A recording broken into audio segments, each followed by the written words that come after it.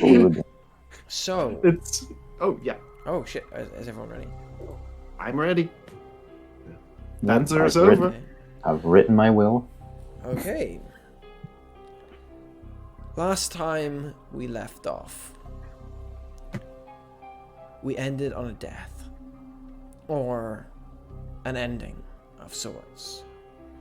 Jasmine Wright, the one of the founding members of this little group of yours, has completely disappeared. The location of her pub, the King's Oath, has sunk into the ground, disappearing forever. As you found her pub this way, you came face to face with a individual wearing a black flat cap and dressed in a long trench coat, who immediately started asking you questions. He had a tattoo of an eye across his chest. You immediately started to ask him about what he had seen and where Jasmine was, at which point he tried to apprehend you. Something that went rather badly for him, as you guys kicked the shit out of him for a couple of seconds before he managed to bamf away and escape. And it was there that you realized that not only was Jasmine and her pub gone, but there are much larger powers at play in this city than you had previously thought. Grace is not the only power, and those that do exist have considerable resources at their disposal. You fled, escaping this organization, whatever they are, and made your ways to your homes. There was a lull in the chaos that has dominated your lives for a moment, as each of you were allowed a little bit of a time to spend with the people you love.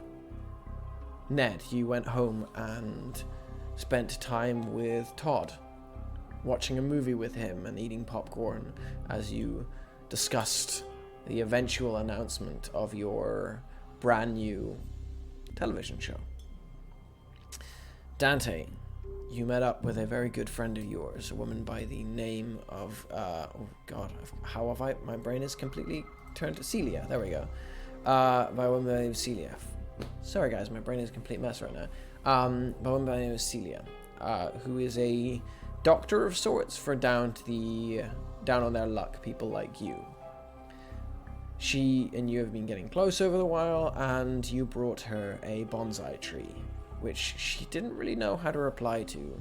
However, you talked over, and she seemed like she's genuinely connecting with you now. At the same time, Nahia went to see her fiancé and stayed back at home, and Elizabeth went back home to spend some time with her wife. We are going to pick up pretty much right where we left off. But rather than one monologue, as each of you do whatever it is you do to head to bed and wherever you sleep tonight, I want you to instead describe what your character is dreaming about. One issue though, my character isn't gonna go to bed yet. Okay, well then She's got work to do. In that case, we will do the other two, and then we'll jump to you, Maddie. Okay. In my defense, I still have a couple of things to say to Celia before I depart home. Perfect. Okay, so the last time we left off with you and Celia is you had said a number of things to each other. You had talked about basically how tough this world is, but that even though it is tough, you will continue to work on it. And the last thing she said to you is basically that she's going to keep helping, even though it is a fruitless thing. Clinked on here's to keeping trying. And here's to keep on trying. She clinked her glass with you. There was a moment of silence. And I think Dante probably is the first to interrupt it after maybe a minute or so. And he'll sort of say, I think there are two possibilities with the people who are suffering. You mean the Either the people seeds, who've been suffering from the seed? right? Either the seeds are in them, or they're not. And we need to establish either way. If the seeds are in them, then maybe removal helps. If they're not, then we might not be entirely lost. The woman who was distributing these seeds was Lucia's twin, Esther. Her and Lucia had opposing forces at their command. I have Lucia's gun. What kind of gun are you talking about? You know, the one you said was a prop. I've seen that gun up close. It doesn't have any slot in which to load ammo. It's not a real gun. I got some dead flowers and I shot the gun at them and they came to life. Oh, of course they fucking did. I tried it on plant tissue. I haven't tried it on human tissue. I don't know what's going to happen. Things like that, things like our world, they rarely come without some kind of exchange. Right. I have a wound that I received when I tried to use the gun on the desiccated seed. Could you examine it? I haven't done anything to it on purpose. I want you to try and understand what it is that it does, because it's an external wound. Maybe you get something from it. Right, okay, show me. Dante takes off his jacket. It's on his shoulder, if I remember. It was on his left shoulder. It came and hit him. So he has to take off like half of his t-shirt. She sort As of... he's taking a... Yeah, go. Yeah, lift up like half of his t-shirt. And one arm to show the wound. Otherwise, there's no other way. She sort of has a look at it and inspects it. Well, let me say something else before just said it. Dante has scars pretty much all over his torso. There's numerous scars, various kinds as well. They're not all stabbing, but gouging, tearing, some shots on his arms as well. He has a tattoo on his left shoulder, which is a circular design, and it looks like, I guess, a Corinthian helmet. Gotcha. But the bit on the top, the horsehair, it's shaped to look like the words "stay sharp." And on his chest, on the left side of his chest, has a small tattoo in print. It's more recent. It looks more recent. And that one just says ORH minus. ORH minus. Yes. Okay. She sees this, and you see that once the sort of the professional version of her is coming on, she pulls back her hair first, ties it back with a little cord, and begins to sort of like look over the wound. Once again, missed every vital area. Rather remarkable knack for survival you've got there. Yeah, I suppose. She sort of has a wee look at it. You notice that she doesn't ask about the tattoo or about the scars. She tends to sort of leave that behind. And as she inspects the cars... Well, the one on my chest she'll understand. That's blood type. Yeah, she does. But she just doesn't mention it. Yeah.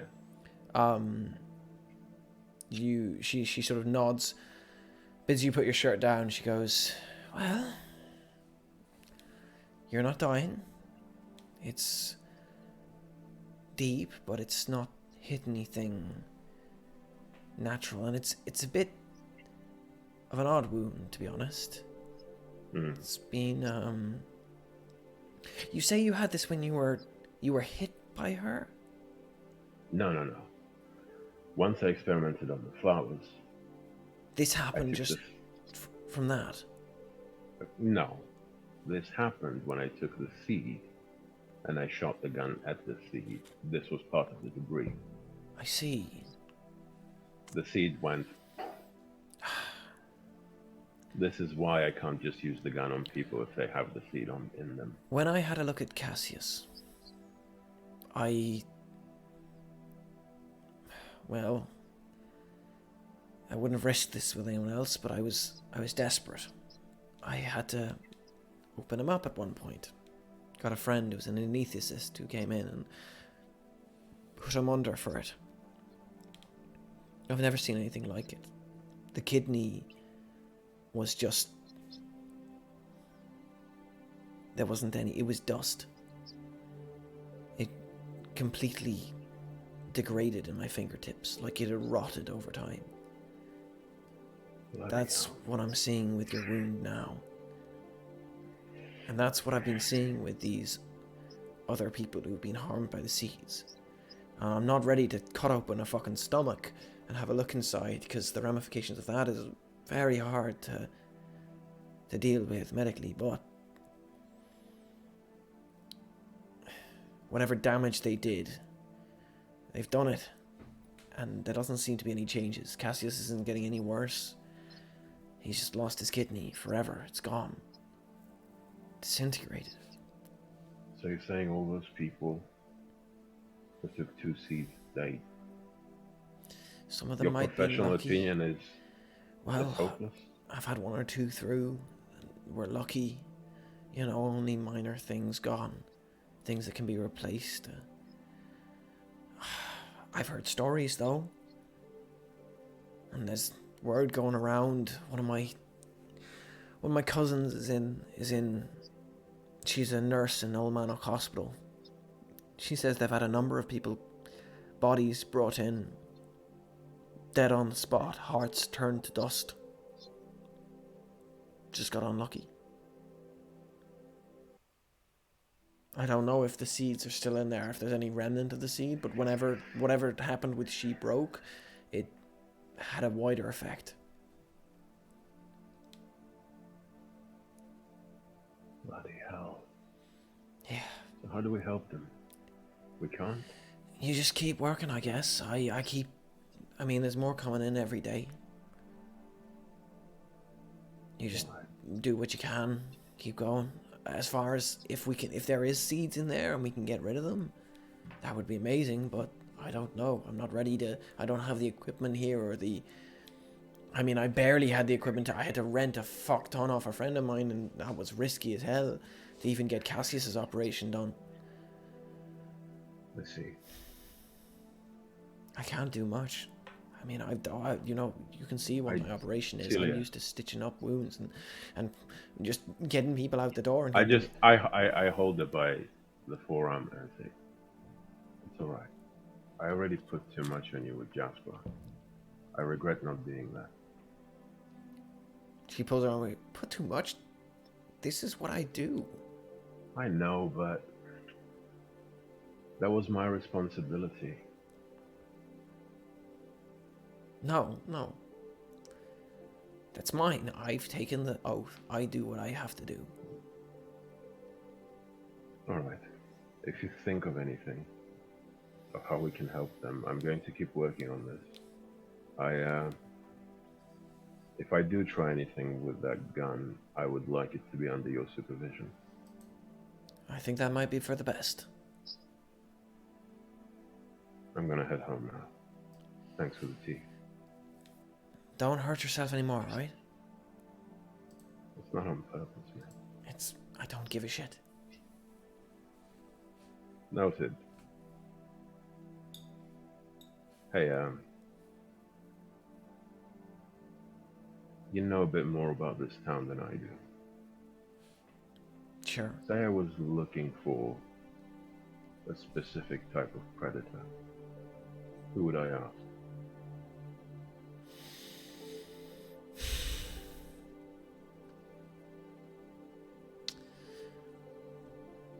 You're new to this world, and the way I've always understood it is it's best to let you ease in.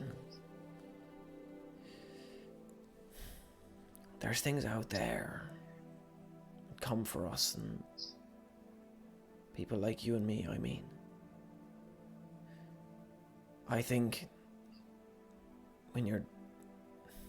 Well, I think you never should be looking for the predator, but if that's what you need You know to I do... have to.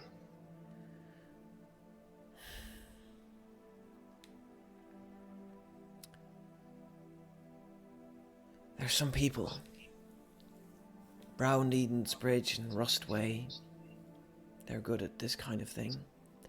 Good at, well, dealing with the beasties. And there's people you can hire, though I wouldn't trust them too far, who can handle stuff if you need them to. My best bet is if you're looking for it on your own,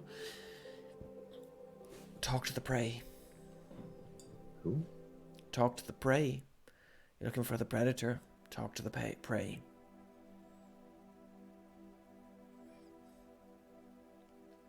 Not bad advice. The particular prey in this case would be unassuming children, but maybe that's not the only kind. Sometimes children know more than you know. All right. Dante will just get up, and before he leaves, he'll turn and say, "This is probably the weirdest compliment you've received, but I'm glad I got stabbed that night, and shot, and thrown out of a window." She sort of looks a bit confused for a bit, then blushes and sort of goes, "What? Who wishes that?" I just leave her like that, a bit confused. And as she's gone, she's sort of like still confused as you step out the door. Yep. And are gone. And I head home. So I didn't do this last episode because I thought like the moment was too important not to ruin it. But I think given what we told each other, I can press finally some answers on my expression theme. Okay. On the mystery of my expression theme. Would you agree with that? I would agree with that, yeah. Yeah. Pressing the button. Everyone loves to press the button. There you go. Boom. And I will put 1 attention on my expression. Okay. I 100% agree with that. Yeah. As you walk home, you take a deep inward breath. The wind is roaring quite fast through Ullmanoch right now. It seems some sea breeze has hit the city. And as you draw in, you smell the salt and the air, and the clean, cool air fills your lungs. And as you breathe out with a deep... You look around and you start to feel a deeper connection with the part of you that you have been focusing on. And with that, you begin to head home. Yep, just smoke a cigarette at home. Right. Yeah, move to someone else because I'm going to have something else to do before my sleep. I'm sorry. As everyone else heads home, it's very late, by the way, Dante. So, like, at this point, it's like 2 a.m. So, shnaided, Ned, at this point, I'm imagining... I mean, how you see this sort of like night panning out? Are you falling asleep in front of the TV, or what are you doing? Asleep. Todd tucked him into bed or something like that. I don't know. It's like still in the full suit, still with shoes on, like, just very, very quick to hit the hay. And you said we have to do the dreams, right? Well, so first of all, Ned is the movie sort of drags on and he stays up, and then eventually as you drift off to sleep, he sort of turns off the movie, gets up, tucks you in and goes, "All right, Ned, sleep well," and leaves you there, and goes to sleep on the sofa as he's left you in his bed because that's where you guys were watching the movie from. As you slip off to sleep, what is it you dream about? I'm gonna get real introspective and wacky with this. Before we jump into that, one sec. Okay. We're gonna jump into that one sec. Well, you know how all the movie scenes always have the dream part of it be like super fucking weird and up to interpretation. I'm gonna do Yeah. that. Good choice. Yeah. Hey Ned, it's your ex-girlfriend, but my hands are your father. He's just like, Ex-wife. what? And it pans People- back to You him. disappoint You know what I me. like, by the way, Shnaided? People forget that Halford's also divorced. Like, people Yeah. genuinely forget that. Yeah, it's I great. haven't forgotten. I've been Fucking, paying yeah. attention. Oh, I haven't forgotten either. I just assumed he also has an ex-girlfriend. You know, Ned forgets sometimes too. Of course he does. Should I go more into that with the dream? It's like, I don't. I It's just know it's up gonna to be you, what. mate. It's up Yeah, to you. go wild. Alright. I just say, is it a nightmare or is it a fun dream? Damn, I don't even know the Yeah. fun.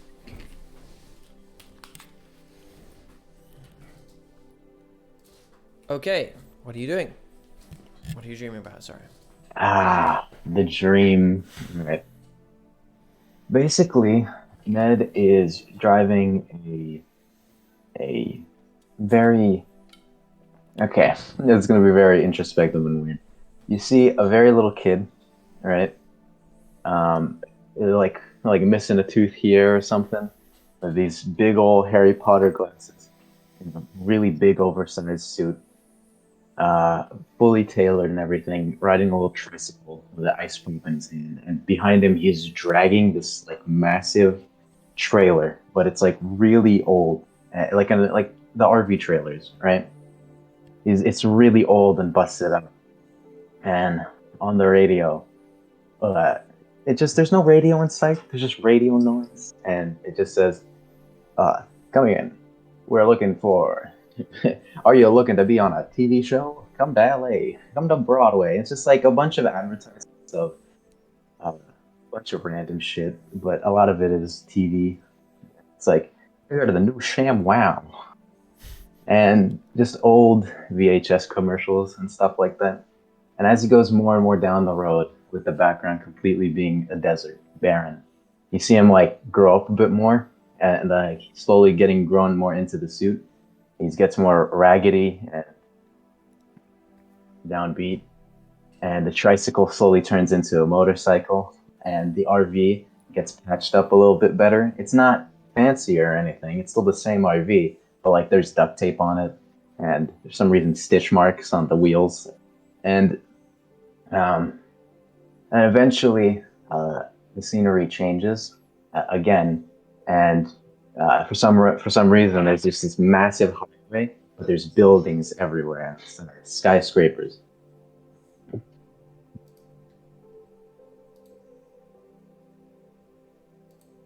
That happens in the thing as well, and then basically, as he keeps going down the road, eventually the tricycle turns into a Lamborghini, and there's a passenger seat, and Todd's in it too. And the RV is suddenly one of the actor RVs that is on sets. This whole time the radio has been playing, and she keeps saying more shit. And as he keeps going down the road, it talks more and more over time. Talks more and more about Ned Halford, this rising star, and how what he's doing. And he's driving the Lamborghini, the super fancy car. They're just chatting. You can't hear it over the radio. And the RV is super fancy, decked out. Everything's nice. Every now and then you'll see this lady in it with cooking or something through the windows.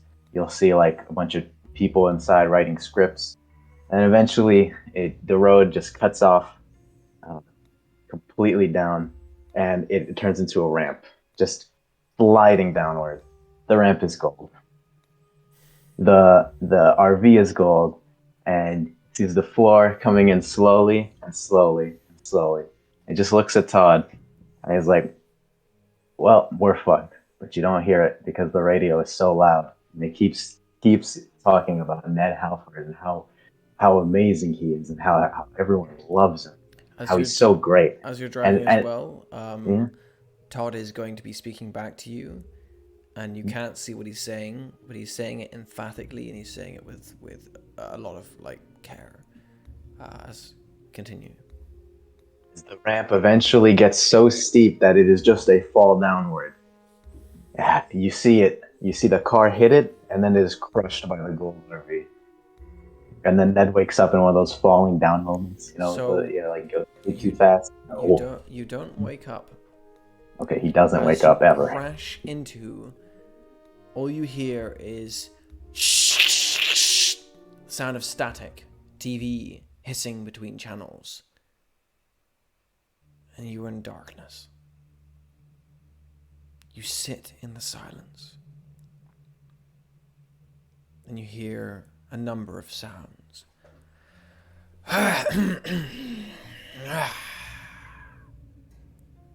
A hand curls around a remote. You're not sure how you know this, but you know it. The remote is lifted, and a finger presses the button, and you are standing in black and white in a kitchen. You're all alone, but as you look up, you see there is a perfect square right in front of you, out of which you can see there is an old man sitting in a seat, his eyes milky white and unseeing, a scraggly white beard across his face and long hair. He reaches out and he goes, tap, tap, tap, and the volume begins to rise, and you hear the sound of the audience laughing. A door opens up, and a beautiful young woman comes out. She goes, "Honey, we're out of alcohol. They're going to arrive any minute. Did you get anything?" The audience laughs. What do you do?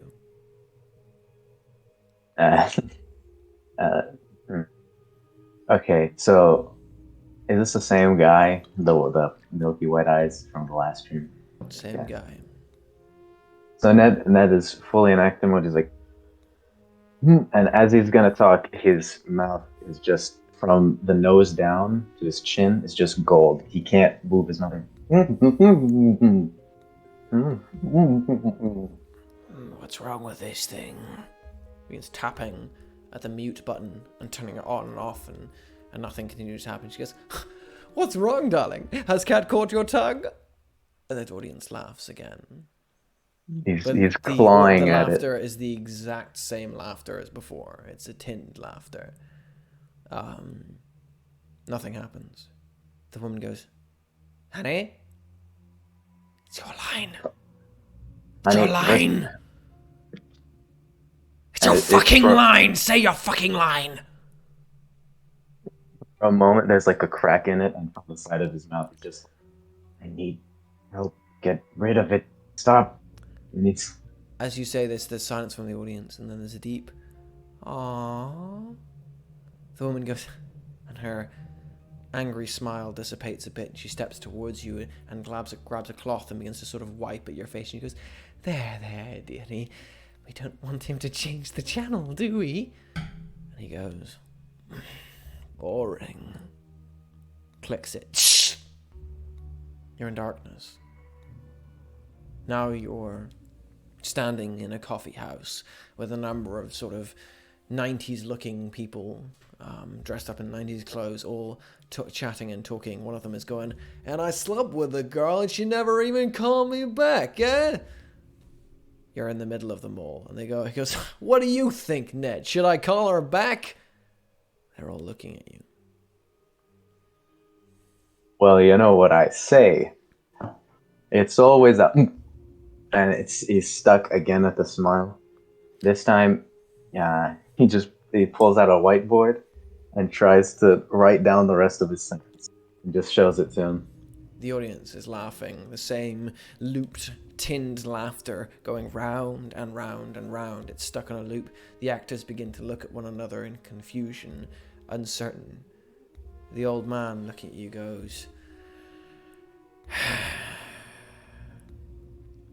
Ned Halford, why are you so boring? And he clicks the button again.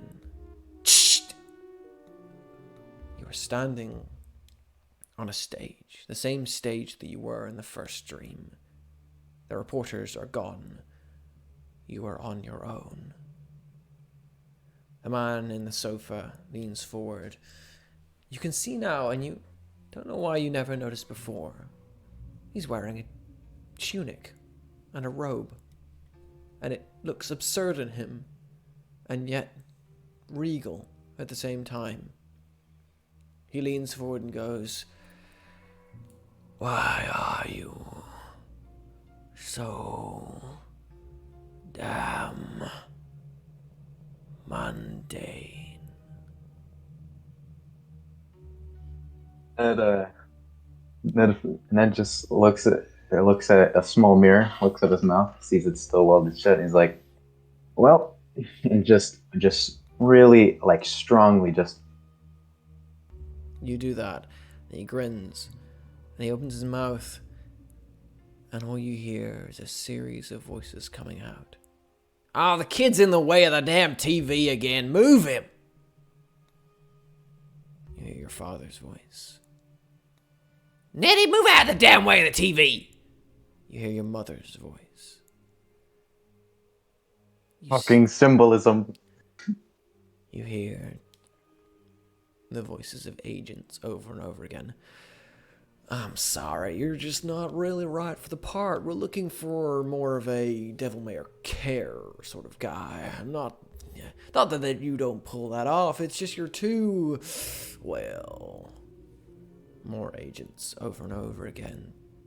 None of the successes, just the negatives.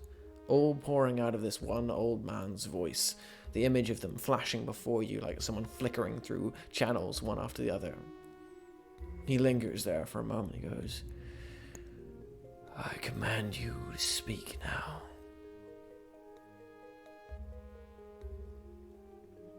The gold fades just still has a little bit here. He's just like, what do you want? I want a reason to keep watching. His milky, unseeing eyes blink and fixate on you.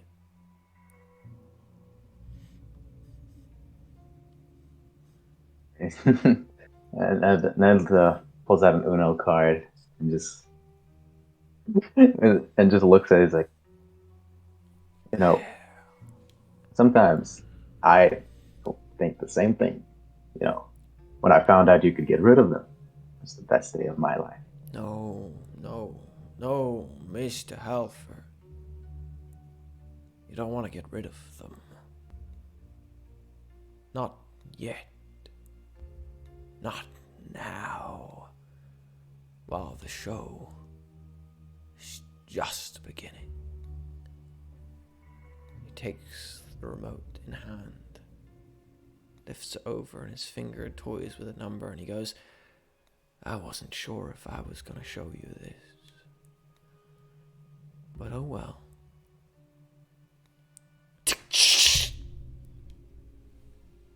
You smell it first. Blood. Thick and coppery. It fills the air around you. Blood and gold. That slight scent of hot, burning gold. You're standing alone in a field of blood now. And you can see them dotted around you, familiar shapes. There is Dante, not too far off. His body, what is wrong with my voice? Split into, ripped asunder. His guts lie in a scattered mass across the grass. his face twisted to one side, his eye unseeing. You see Elizabeth, pale, impaled into a tree, a giant black spear right through her heart. Her finger still twitches, and there is a paintbrush in her hands. Of Jasmine, there is no sign other than her hand, which is sticking out of a puddle. Nahia, well, she too has been ripped asunder, and there is very little of her left. As you continue to look, though, there are more faces, more familiar faces. Your ex-wife, several agents, people you've loved and hated along the years. And then you turn back and see him. Todd. He lies in a puddle of his own blood, and there is gold creeping over him, very slowly, tickling over his skin. He looks at you and goes,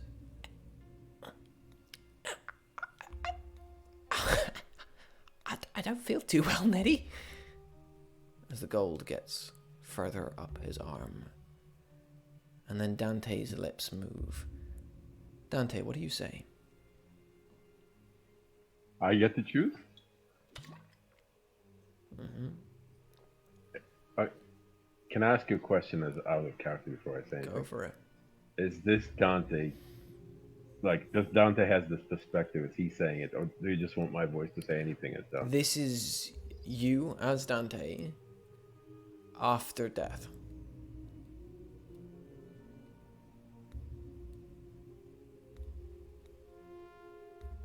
I look at Ned.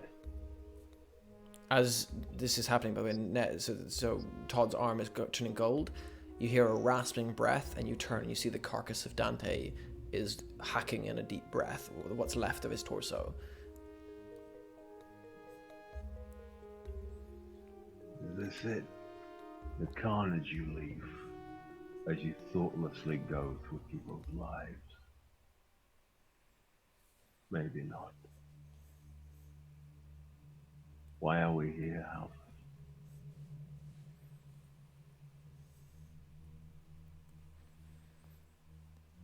Now is not the time. I rush over to Todd's side. You rush over to Todd's side. He's braced against a tree. You can see it's a hawthorn tree. He's sort of gasping and moaning.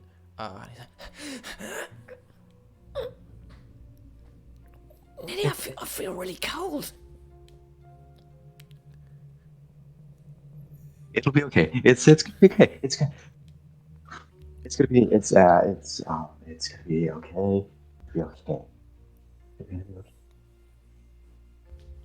It'll be okay. Are you lying to me, Nettie? The gold has reached his neck now.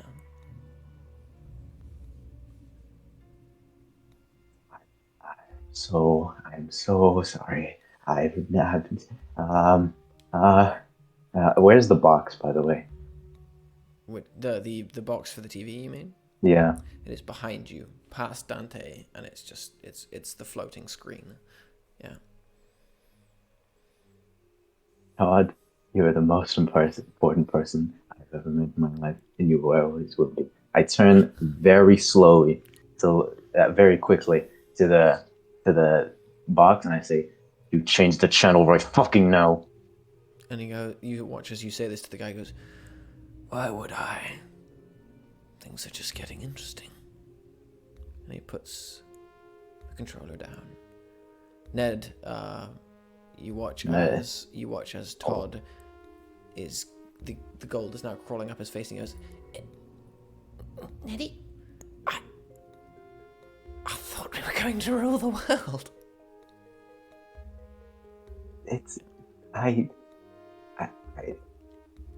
This is probably the first time I'm listening. I don't fuck words, and I just give him a big hug, and I'm just like, you see as Ned's face is in like position to cry, but his eyes are gold, and they won't let him. The gold won't let him cry. You try to cry, and as you do, you clutch Ned, Todd, sorry, as Todd's body slowly solidifies into cold metal beneath your hands. Dante is still rasping behind you. Dante, if you want to say anything, you're free to. No. I don't know. Dante's not gonna say. Got it. I don't think this is me as Dante making a conscious choice anyway. Gotcha. It's just a dream. No. I participate in this, you mean? You do. So I see the milky-eyed man. You, Dante, right now in the real world does not see this. You, many, many years from now, sees this. So you're going to have to make a decision on how you feel about Ned at the moment of your death. At the moment of my death, Yeah. I don't know, do I? Okay. The only thing Dante will say is he'll say, I'm not meant to be here. This isn't where I end up.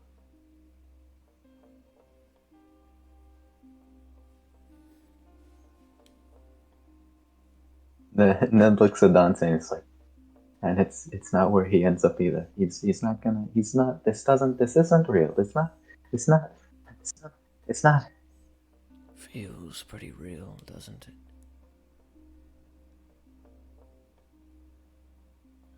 Feels pretty damn close.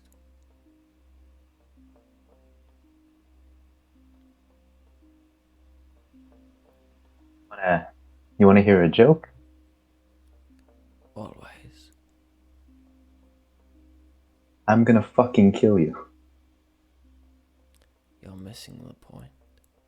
It's funny because it's true. He smiles, scratches at his nose, leans back in the seat and goes, "Ah, Mr. Halford. Always.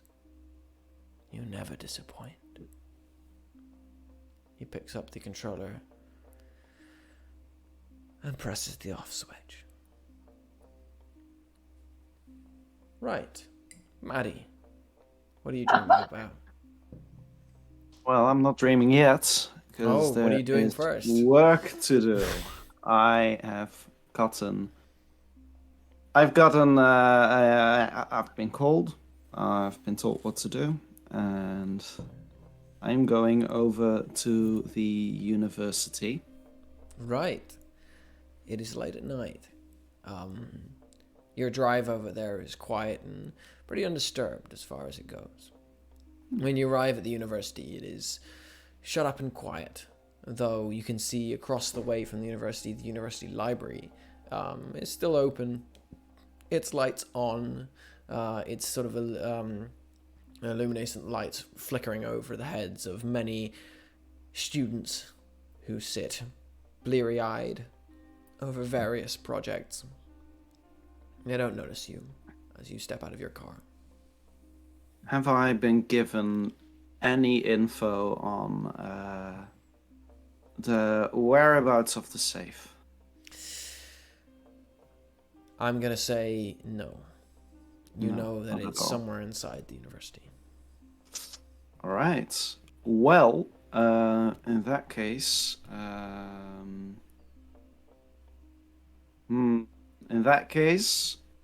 I am gonna go into the library. I'm gonna. You get to the library and you find that there is a turntable scanning thing where students scan their cards and it just opens for them.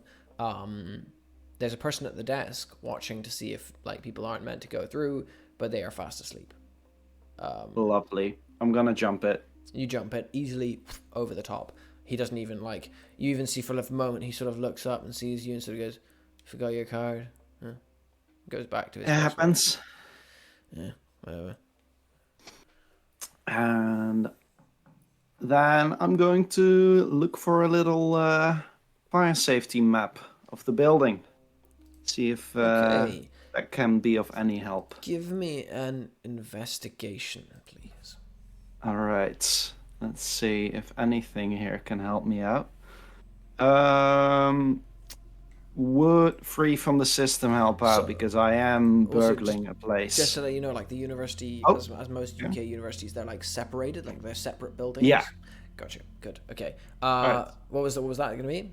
Yeah, would free from the system help out since I am burgling a place? I'll allow it. All right, and I think that is the only thing that could help me out here. So here we go. Investigate with a +1. That's a 7. That's a 7, which is a mild success. Right. Ask Yeah. me one question. All right. Is there a is there a room in this building that seems like the prime spot for a safe? You have a wee look round, and as you sort of look, there's a number of sort of students spread out, because there's like sofas spread out on the bottom floor. Sofas spread out on the bottom floor to fill out for like this sort of relaxed sort of studying feel is designed to fit, but most students aren't using the sofas. They're sitting at desks. You head over to the nearest fire safety thing, and as you look over it, you see relatively simplistic information of just, if you're in the vent of a fire, head out this way. The bit that catches your eye, should you be in the archives, make sure that you have your code with you, and has this big spiel about like basically not being near the archives if there is a fire, and if there is a fire, get out quickly because there are fail-safes down there to keep things from getting damaged. Lovely. Lovely. Great. Also, quick question. When I walked in, did I see anything, any sort of sign about closing times and opening times for the library? For the library's open all night. All It's a right. university library, they don't close. Yeah. Well, I am going to see if I can find these archives, and see how crowded it is The thing nearby. you saw with the fire exit had no description of where the archives were. Shit. All right. In that case, I'm just gonna take a walk around. Gonna keep an eye out for any signage, anything that would. So this is a pure chance roll. Okay. I'm gonna get you to roll me a D100, and you have a 40% chance of finding something useful here. The lower Alright. it is, the better. Here we go. It's a 45. Oof. Yeah. Right. You wander around for some time and hear a great deal of student gossip. Great deal of sort of students chatting about who's sleeping with who, what's happening in terms of the latest test, why they hate their current lecturer. You hear a number of students in a corner moaning on about, maybe he's right, I mean, should we be talking about this?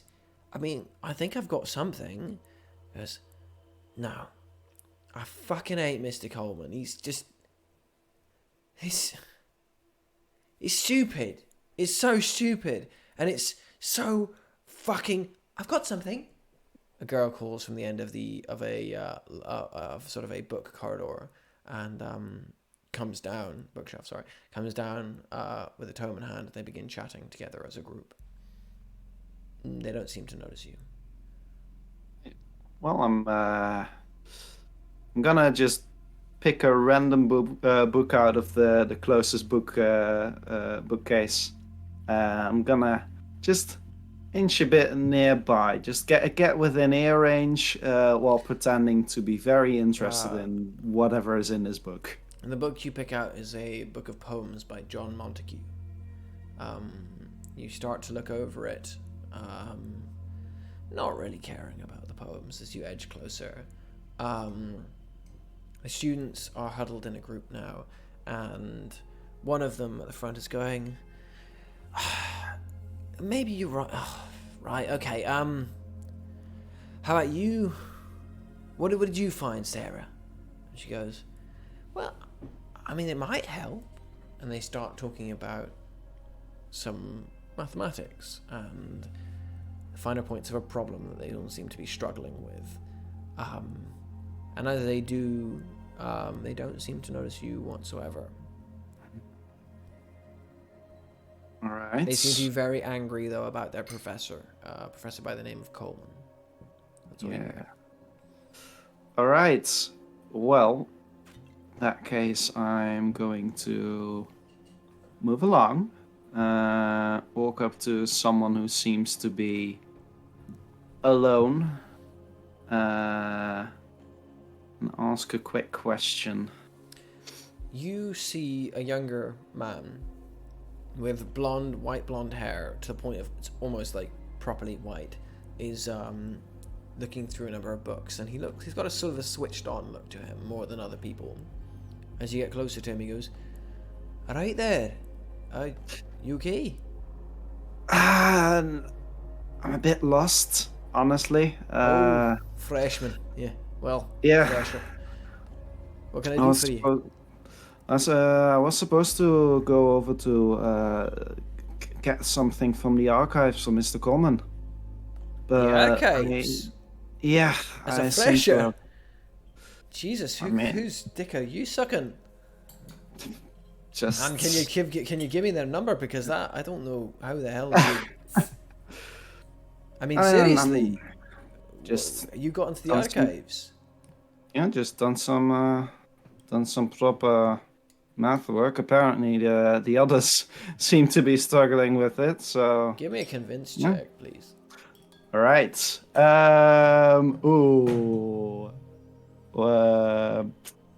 Would cheaters never lose work here? Because I am. You are definitely cheating. I'll allow Yeah. that for this one. Yeah, I'll allow it for this one. All right. Mhm. And I think, yeah. No, nose of steel. This person isn't threatening enough for that. You know what? I'm gonna take my weakness, untrustworthy grin as well, since I am. I will 100% say not that. So this is really a on flat roll. Give me a flat roll. flat roll. Convince. Here we go. It's a 9. That's a 9, so you get power of 1. Yeah. So, okay. Whew. So they're gonna either take the status. They're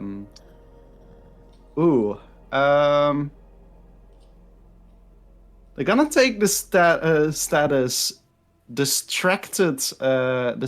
Distracted one, or given. Okay, he's going to take the distracted one. He sort of Shit. goes, as he says this, sort of a rather hunky-looking guy moves past, and he goes, ooh, and he's sort of looking past, and he goes, sorry, archives? Yeah. Oh, they were, sorry, they're down right in the lower level of the center building, but you can get through to the library, but you've got to have a pass to get through in the bottom side. I mean, you should know this. Did I not tell you this? And you give an orientation to the archives. The email was very confusing. It's not an email. I mean, he sent me an email. It was really confusing, and I don't know what's wrong with him. He's just. I'll tell you. You ever had a class with him? I'm sorry. I've just seen. Sorry, it's my ex. No, sorry. It's alright. I'll find my I'll tell way. you what. I'm not sure who your instructor is or who they're managing, but they sound like they're fucking incompetent. Yeah. Tell I'll me about take you it. down to the main building, Jessum's Hall, and there we can go down and try and maybe get you into the archives. But you bet you know I'll just leave you there, and you can use your pass to get through. If you've not got your pass, I can't help you. Sorry. No, that's good. All right, Yeah. okay. Thank you. All right. Do you want to go now? Yeah, if possible. Yeah. Sure. Just give me one moment. I just need to. Yeah, one moment. And he grabs a couple of books, and then after a second follows after you. All right. While we're walking there, can I just to have a quick look at him. Do I spot anything like a card on him? Anything that might, help me out here? Spotting a card on him is going to be very hard because most people keep their Yeah, cards that's in their true. wallet, in their pocket. Fair. Apart from that, he's wearing sort of a loose-fitting white tie-dyed shirt with like tie-dye purple in it. His hair is like proper blonde to the point of white, and there's no dye in it. It's just a natural thing. He's got the beginnings of a beard coming in, but not much. He's got piercing pale blue eyes, very, very pale, and he's got sort of like ripped jeans that are clearly ripped on purpose to look cool. Apart from that, he's your everyday student. Lovely. All right. Well, I'm just gonna walk with him. I'm Nathan, by the way.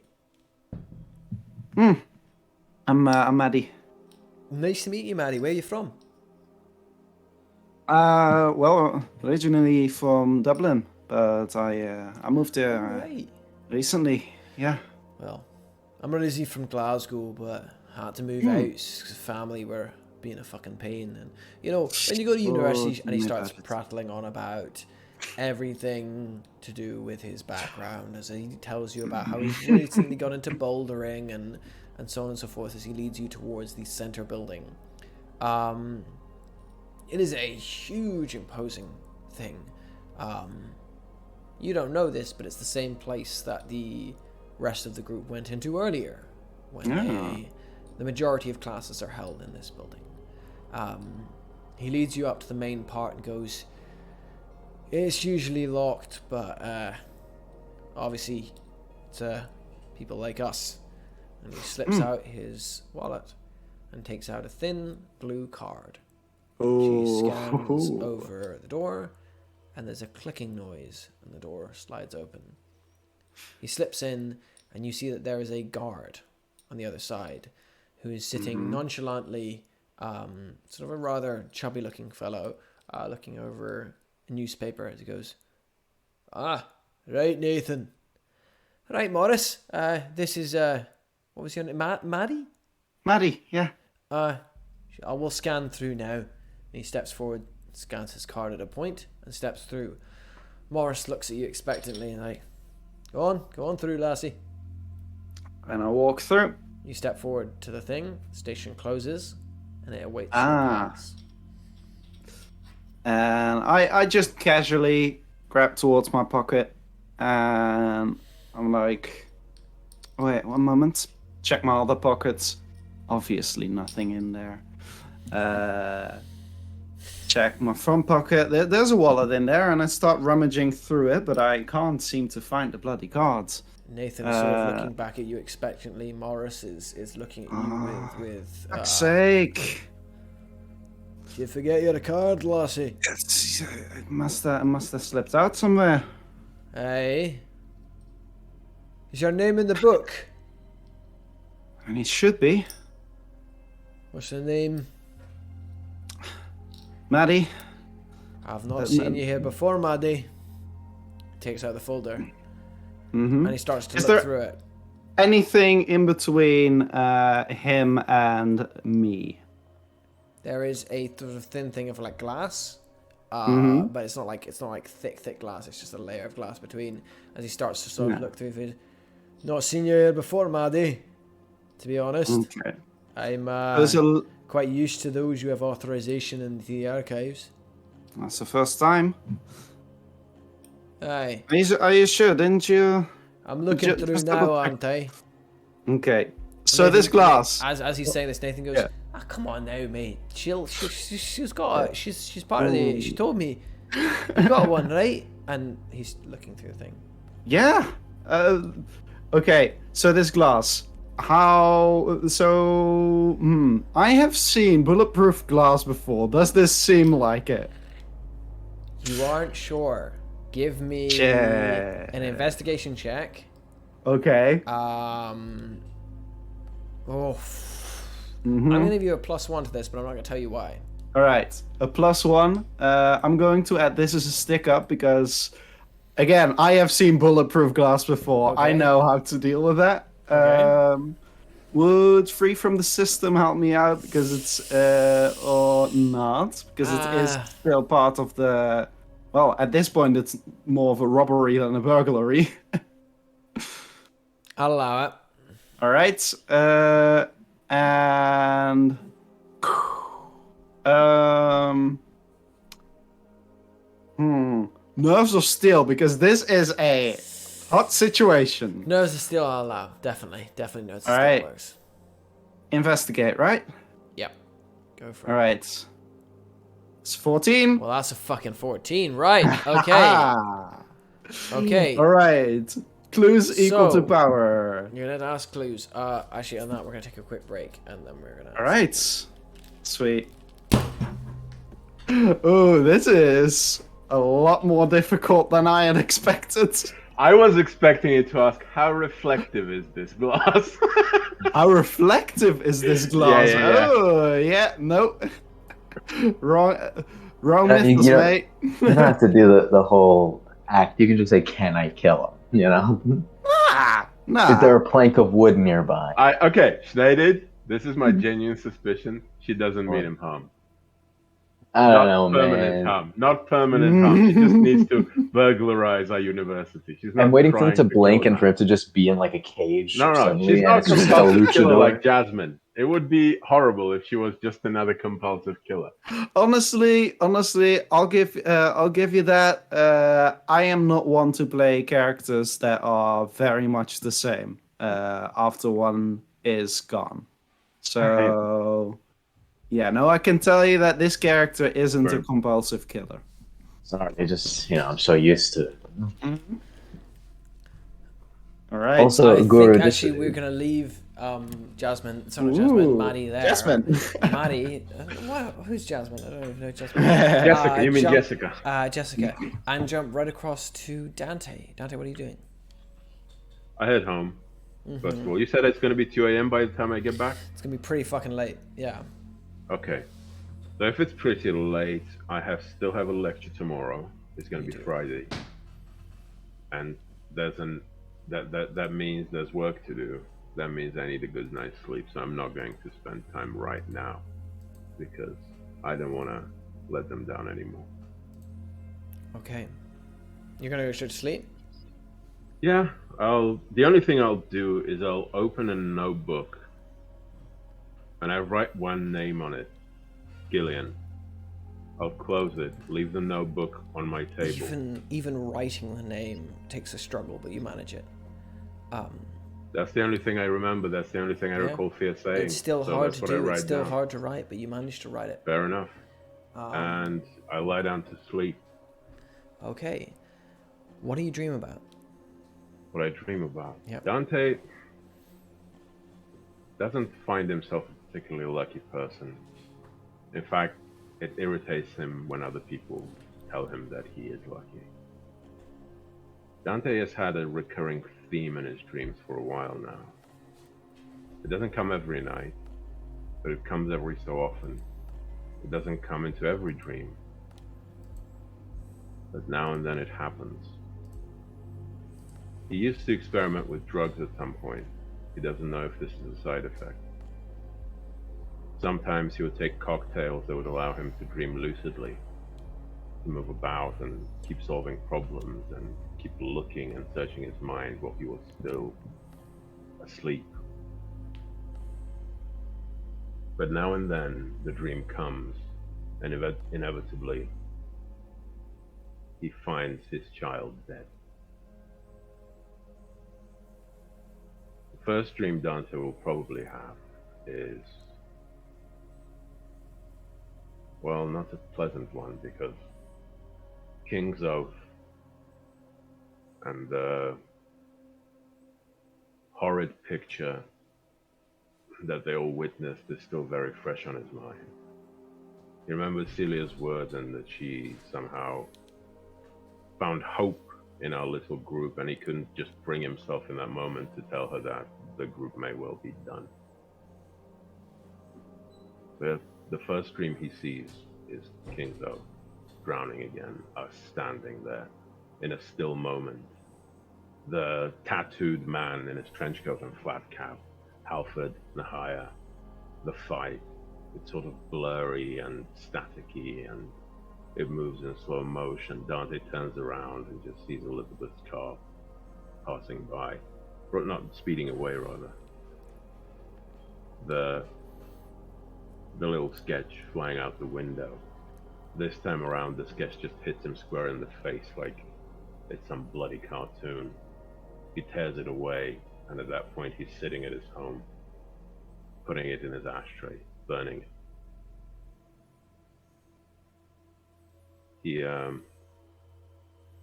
He gets up, he starts walking through the window onto the walls. It doesn't matter, they become streets anyway.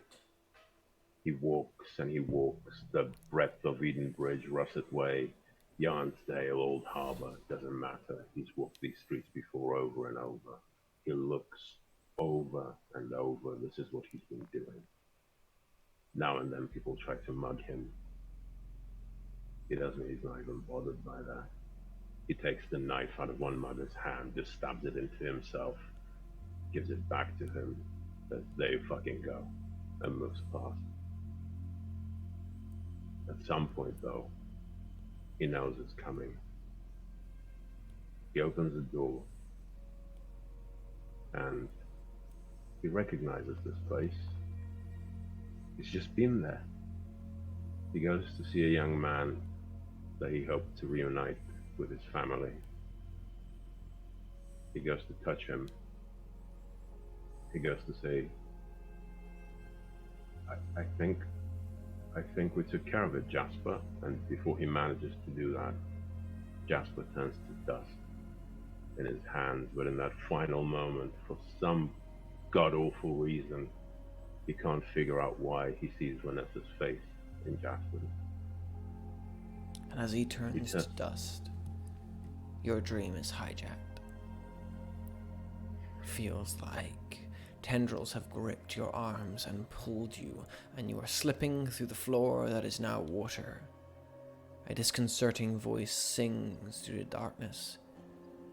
"The king's oath is drowning, the whole world's confounding." Silence. You are underwater, in blackness. And as you do, you can see him, drifting ahead of you, an old man with white eyes, his clothes billowing in the water just out of reach ahead of you as he goes. "Dante Coleman. Always out of reach." And what do I call you? Unreachable. That's a terrible fucking name, mate. It's not a name. It's an adjective. And he slips into nothingness. As he says that, he just disappears into the water, melding into nothingness.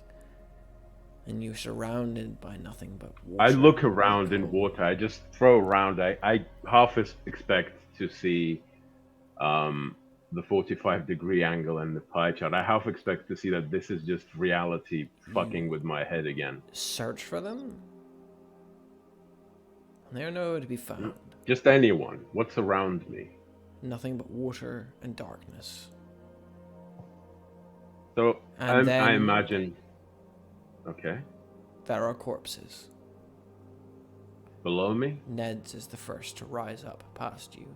Each one of them you try to swim towards, and you can't touch if you do. Ned's slips forward past you, rising towards the surface. He is in his full suit, the suit sort of billowing slightly in the water, half a smile on his unbreathing lips. His skin is pale, and he slips past you through the water, rising to the surface. Dante's face is slightly contorted. He wants to ignore the corpse. And he does, for the most part. But before he does, he just says, Next is Elizabeth. Even you don't deserve this. There's next is Elizabeth. She is sort of more askew than Ned was. While Ned was a bit more straight and his course was a bit more contained, Elizabeth is a bit in the skew, sort of her body almost tangled in a rigor mortis of sorts. She slips past you, out of your reach, her dead eyes missing you as she glides towards the surface. I don't think Dante says anything. He's just kind of struck in that moment. Next, there is Jasmine, then Isadora, then Nahia, then Celia, then Cassius. Each of them sliding past just out of your reach as you slip deeper and deeper and deeper and deeper. I turn upside down and I swim deeper. You swim, and the water seems to greet your decision, pulling you and sucking you deeper with each powerful stroke of your arms. You do not need to breathe. And then you feel it. The bottom, beneath your feet. You push out beneath you and stand, floating in darkness, just the sand beneath your feet. Great, dark carcasses of undead leviathans lying around you, sort of churning and looking towards you as you greet them. The old man is there, his hand reaching out to some great desiccated whale bone. He strokes it and looks at you and goes, "How deep are you going to go?" I just look around. I ignore him for the time being. He thinks he's important. Time to teach the fucker a lesson. I just look around. I turn around and look around myself. You turn around, he's there. And the first thing I do, just to establish how deep is this cavern, I put 2 fingers in my mouth and I whistle upwards. No whistle comes out. No sound comes out No at all? sound comes out at all from the whistle. I start humming. You hum. What tune do you hum? What tune do I hum?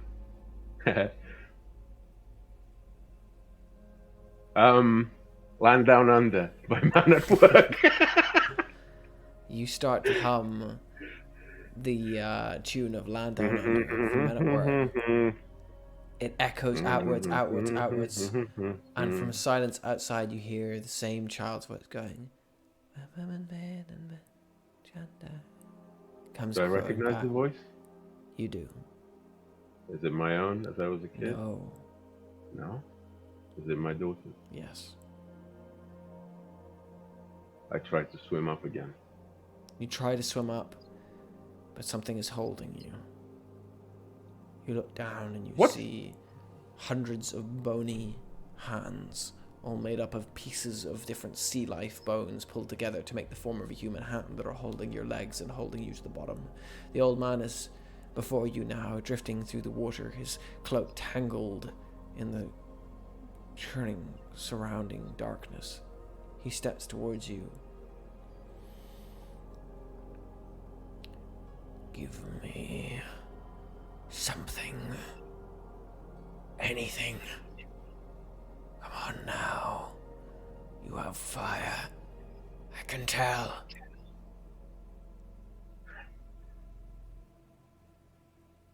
What I have can't be traded, can't be given, can't be exchanged. Name another price. Dull. Name another price. What do you want? He looks at you and he goes,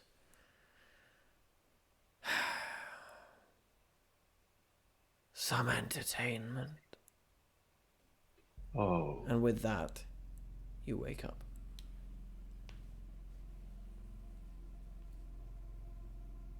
What time is it when I wake up? It's roughly 4 in the morning. You've managed to sleep 2 hours. I go and just The bed is damp with sweat, by the way. A lot more sweat than you're used to. Yeah, but in the olden days that also happened. So. I change the sheets. Drink a glass of water. You start to drink your glass of water. As you do, you spit it up immediately. The water in your glass by your bed is salt water. Interesting.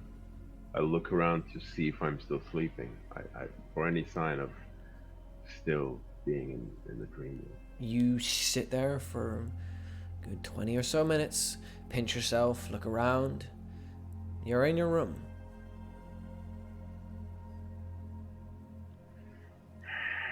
All right. I pour it out. I imagine I still have tap water. Yeah, you pour your tap water, it's fine. Yeah. I drink a glass, and then I just say, all right, you three, where the fuck are you? You say that. And all that greets you is a very long silence. Fuck. So, I'm all alone again. You step in front of your mirror, look at yourself in the mirror, and for the first time in a very long time, Dante Coleman, you are all alone. Drive away, why don't you? Insult me, die on me, fuck off to another business, and now even you three can't show yourselves. Fine. Used to working this way anyway. Maddie. Do I feel any need to sleep? That's all I ask. You feel the need to sleep again. Yeah, probably. You probably would like a little bit more sleep, yeah. Then I'll get another, yeah. Okay. Your sleep is uninterrupted this time. Maddie. Yeah, 4 questions. What do you do with your First of all, is this bulletproof glass? This is not bulletproof glass. This is a plastic sort of like alternative glass. It's a bit harder to break than glass, but it's not bulletproof, no. All right. Are there any... is the guard armed? You have a look at him. As far as Scotland goes, most guns are very rare. Especially with the forces, like it's only higher tier forces that are armed. This guy does not have a gun. Seems relatively armed. He's got a taser by his side. Yeah, okay, that's what you asked. Yeah, that's what you asked. I'm not going to tell you more. You have to ask the right questions. Like yes. That's question 1. 2, All sorry, right. 2. Question 2. 2, yeah. Okay. All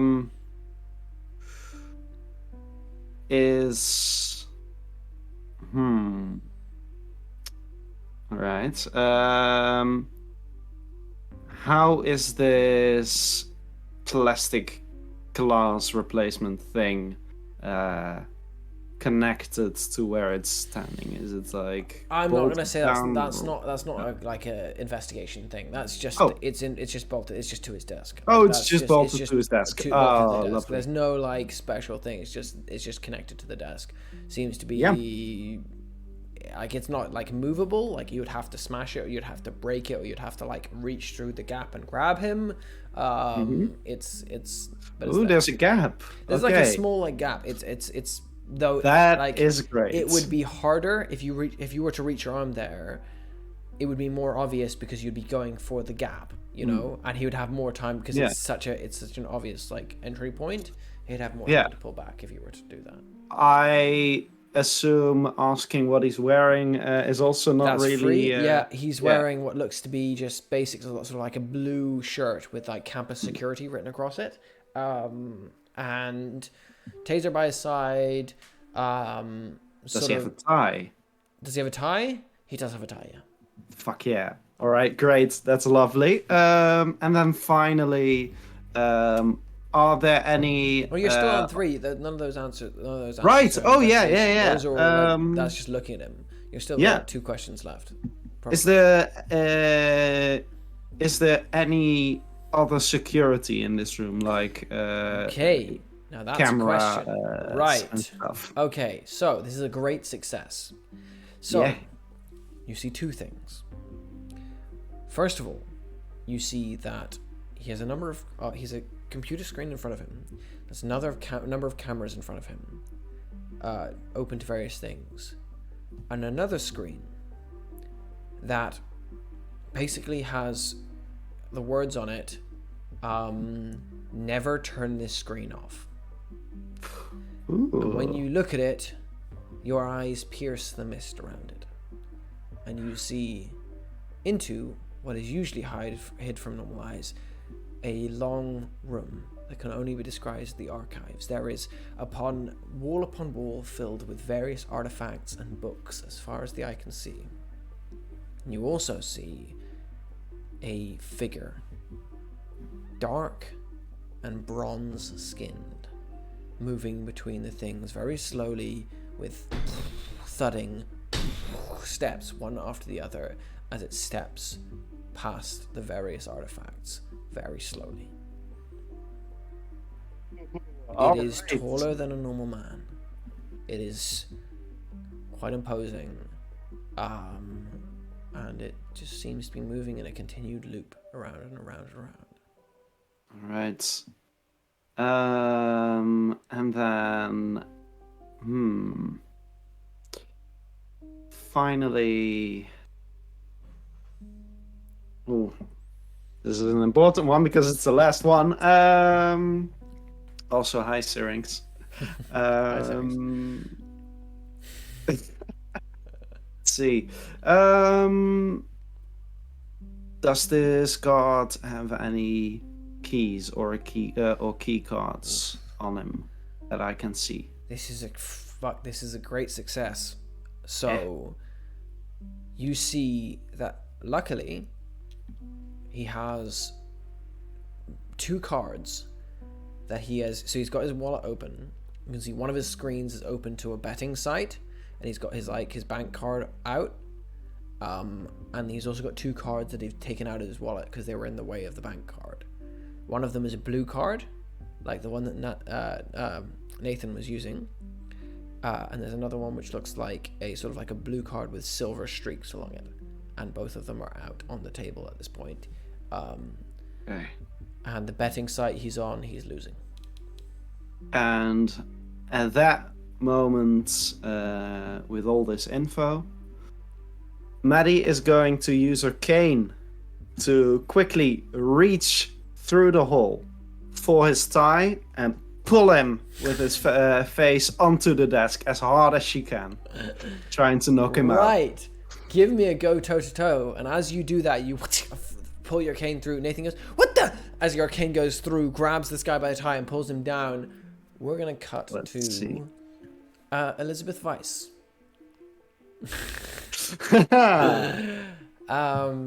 Elizabeth, you've gotten home after spending some time driving away, and you've spent some time with your wife. I only have one question for you as you lie beside your wife and slip off into sleep. What do you dream about?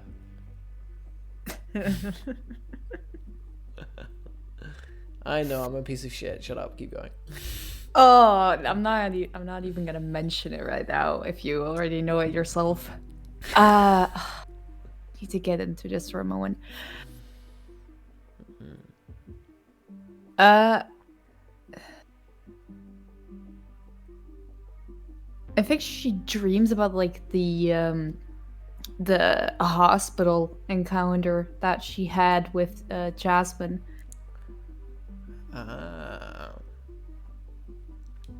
Okay. You start Dreaming about a woman that isn't your wife. Damn. Oh, Ned.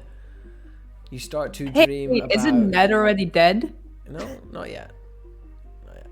You start to dream about that encounter you had with Jasmine as you were on the hospital. We're in the hospital. As you start to dream of her, you see her spread out over the bed, injured but alive. You chat to her for a while. And as you are talking to her, sitting by her bed, something very strange starts to happen. A number of doctors begin to come in. Not the doctors you saw on the day. They are all wearing masks, each mask depicting a different animal. They push you out of the way and stand over Jasmine, and they begin to pull out tools. Sharp tools. Hooked tools.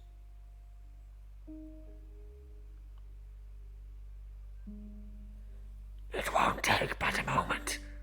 Sit still. She holds the knife, a woman with a cat mask, over Jasmine's body, and the knife cuts, but it does not cut flesh. It cuts the other thing. They begin to slice through Jasmine, not cutting flesh, cutting the other thing. Meanwhile, the man with the mask that looks like a dog pulls back Jasmine's head and stuffs the hooked implement down her nose and pulls out something that isn't her brain. He pulls it out as it flops onto the ground and he goes, It will just take but a moment. and as he does, you realize what they're doing as they start to array it together and build it. It looks like an orb. A floating, beautiful orb. But a statue of an orb. And you realize, no. Not a statue. None of them were ever statues. No, they're mummies. And as you finish it, the last of Jasmine is pulled from her body. There is an old man standing in the corner watching the procedure go forth. He looks at you and goes,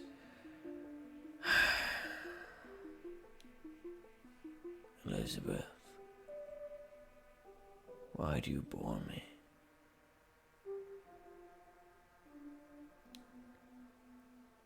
I ignored the guy completely and looked down at my right hand.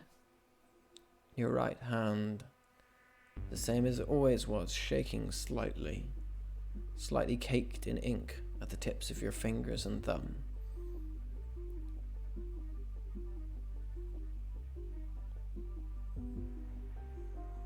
I don't look up to acknowledge the guy.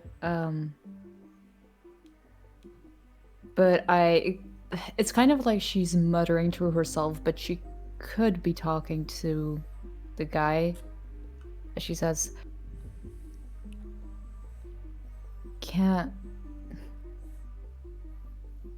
There's nothing to a mummy if the soul isn't fully there. Not if the mummy isn't of the body. Doesn't change the fact that it means nothing if it's not whole. Doesn't it? It's about preservation. It's about eternal life. Doesn't exist. Doesn't it? Everything dies.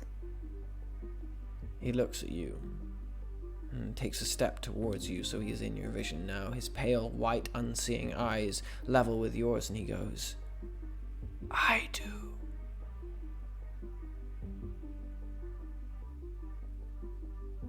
Maybe believe it to be life, eternal life, but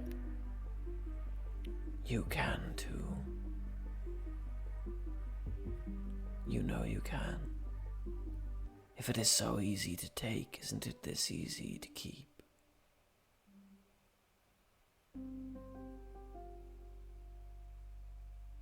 yeah. Happy to see that my morals haven't gone that bad yet.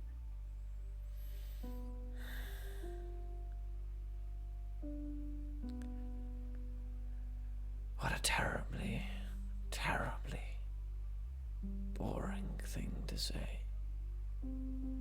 The figures have finished with Jasmine now, and they have arranged the statue in the center of the room. It pulses, sadly, with imitating light.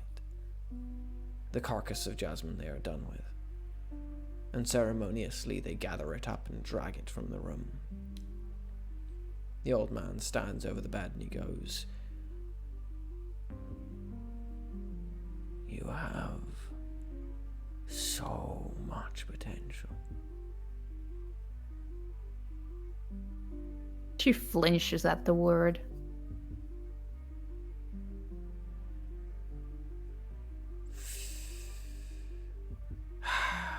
So sad.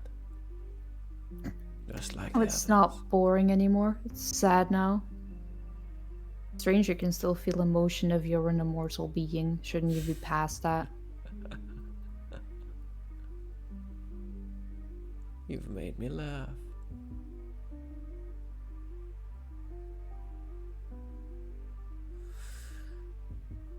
Very well.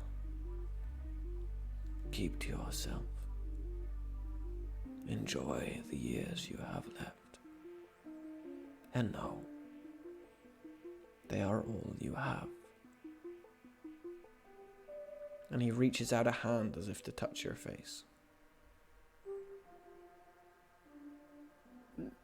Nah. You no. pull away. Yeah. He goes, as you pull away, he goes, "Oh, sweet death of many forms. You cannot avoid me." And steps away. As he does, he dissipates into darkness, and your dream ends. Could I have a last cool word? Yes, you can. I think she's gonna say the same thing she said a few nights ago to someone else and say, "If you see death, tell him I want to talk." Death is frightened of me. And he's gone. As you slip into the last parts of your fabricated dream failing, the reality of your true dreams beginning to remanifest. Across the town, someone is grabbing someone by the tie and slamming their face into the ground. Can you give me a go toe-to-toe, please, Jasmine? All right. You get Jasmine? a +1 because this is Maddie. not Jasmine, Maddie, because this is Yes. a mortal. All right. So you get Well, a +1. You got me really excited for a second there, but then I knew it was Maddie with some other guy. Yeah. So I've got my trusty cane, of course. Yes. And I've got Underground Fist Fighter. Mhm. And this Oh wait, is a no, stick Underground up. Fist Fighter. I mean, Underground Fist Fighter would be you using your fists. You're using a you cane. know how I fight as a fist fighter. With your cane? Oh, not necessarily with my cane, but with chairs, with Use panels. fist fighting, and then the Ah, cane, la, and la, then you can la, add la, cheating la, la, because la, you're la, not fist la, fighting. la, la. Yeah. Fair enough. And this is a stick up because I am robbing someone with a little plate in between, and Yes, you kind can of definitely feels similar do to that. Yeah, you can do that. Right, here we go. Go toe to toe. Yeah, go toe to toe. Here we go. That's Well, a that's 13. a 13. Okay. Yeah. This is a mortal dude. A 1 is going to subdue him. Yeah. I'm not even gonna let you. Don't even need to choose to. Yeah. Well, you grab the yeah. you grab it by the tie and you just go swing down. His head goes crack against the thing and immediately he topples back unconscious. Nathan goes, "What the fuck are you doing?" You're staying right there. Don't move a muscle. I'm not moving. I'm going to first of all take the key cards that were on the desk. So you take both of them, the blue card Yes. and the blue with silver on it. Yep. I'm going to. Does he have a walkie-talkie on him? He has what looks so on the other side of the plastic because you can get you can pick up the both the passes from like putting your hand through the gap to get the walkie-talkie. It's on his chest and he's now lying down in a bleeding pulp. All right, I'm going to rip the. I'm going to rip the plastic straight off of the bolts to where the You can do is that bolted with in. incredible strength. You grab and as the thing rips apart, and with a whoop, whoop, whoop, whoop of moving plastic, you throw it to the side as it clatters across the ground. Step over and rip his thing. What the hell's happening? Why did the plastic just break? You just wait. I'm going to grab the walkie-talkie.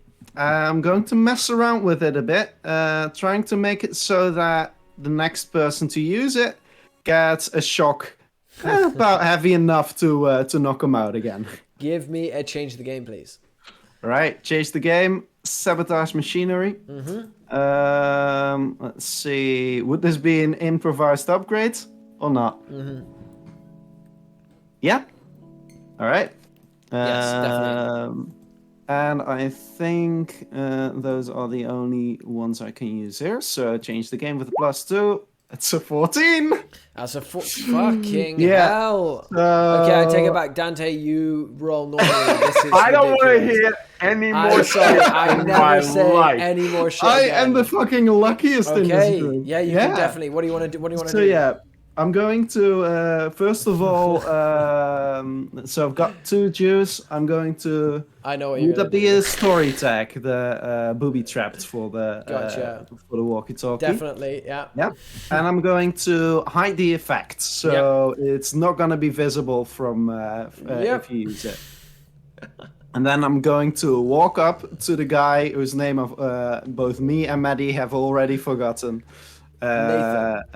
Yeah, Nathan. As I say, all right, give me a keycard. Come on. And he just chucks it at you. He just it's the exact same. It's the same blue one as the one you just had, as the one you've just picked up. Put it in my pocket as I use. Please don't hurt me. Well, let's make a little deal, all right? You're going to go home right now. You're not going to call the cops. You're not going to get anyone involved because I've got your information right here, all right? Right. If anyone comes after me, I'm going to be on you. Okay. Okay? All right. Please All right, don't now hurt buzz me. off. Okay, and he runs and he sort of hits he forgets to scan his thing, hits the turn thing, faults over it, scrambles, sort of slams into the ground, crawls away, and then just runs for the exit, pushing open the door and sprinting out into the darkness. As you do, and you move forward, what are you doing? I'm going to move fast now. I'm going to get in there using the keycard. Okay. And You run on. You're in the building at the moment. This was just the first thing at the open door to get in, which is only more heavily guarded because it's nighttime. It's gonna take you. Like the archive is beneath this. It's not even on this level. It's I'm gonna. You did see the CCTV. yes. You did have. I'm gonna say with your investigation, you had 3. Yeah. 4. Yeah. You are able to find the way down relatively easily. It's going to take you a little while, but you managed to find the way down to the archive very easily. When you get there, there is a door, sort of a glass and sort of metal door that you scan your thing, and it immediately opens, and you pull it open. You find yourself immediately changed from the wooden and sort of academic aesthetic of the university into a very cold, clean aesthetic. More like a hospital than anything. You find that there is a hallway going down to your right and stairs going down.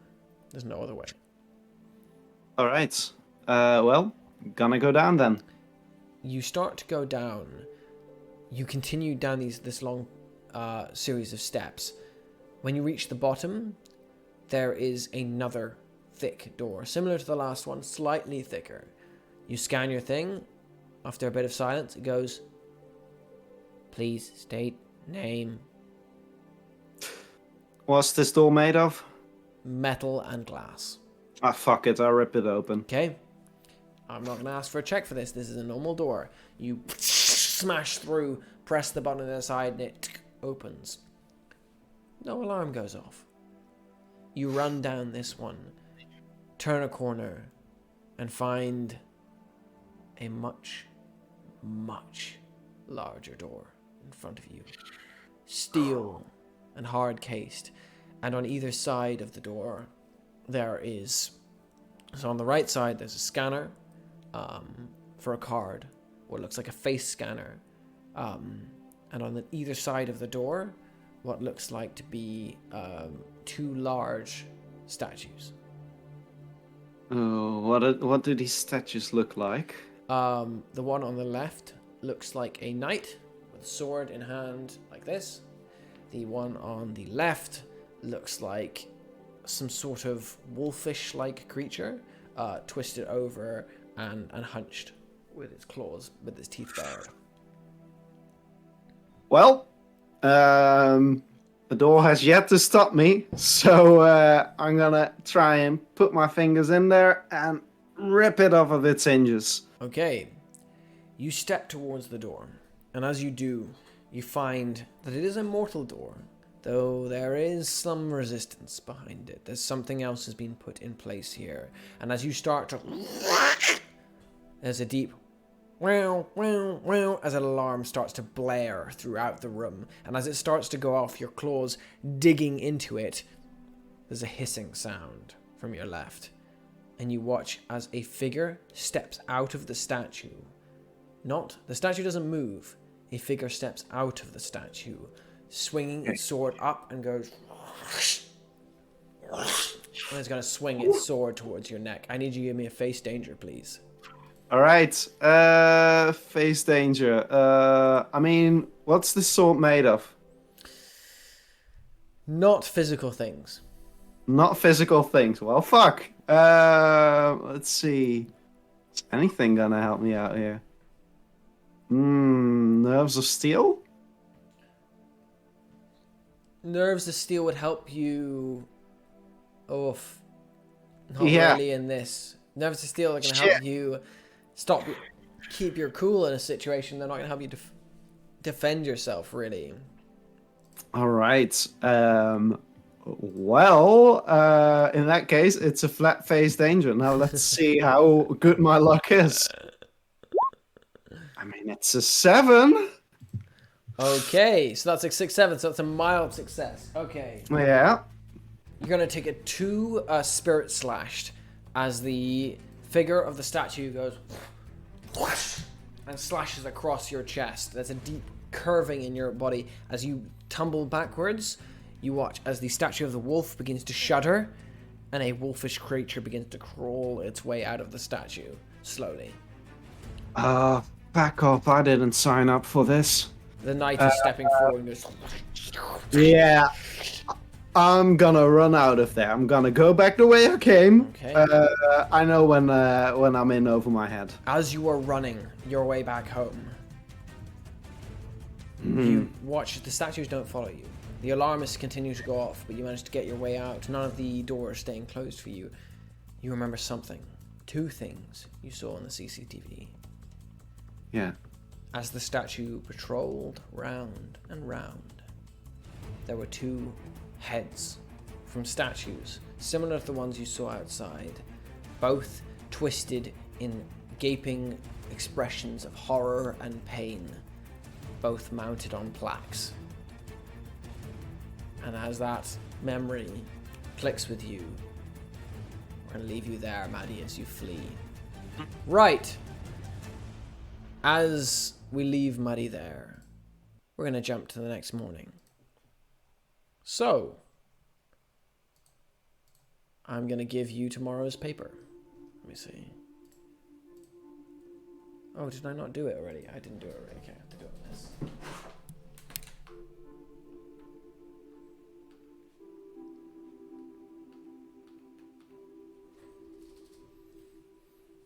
Oh? So, what are you doing as each of you begin to awake this morning? What time? It is, well, what time do you wake up today? The lecture's going to be around 9 to 10-ish. Probably starting like 9:30, so I need to be awake by 8. Start moving there.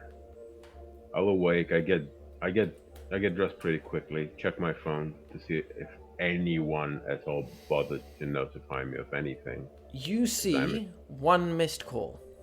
From who? Faith. What time? rang at 2 in the morning and rang for 20 seconds.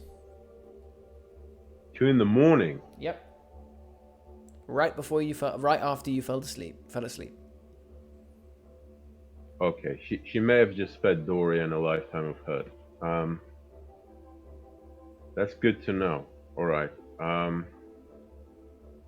I'll look at that and then sort of to myself, but not really to myself, I'll ask, where were you three last night?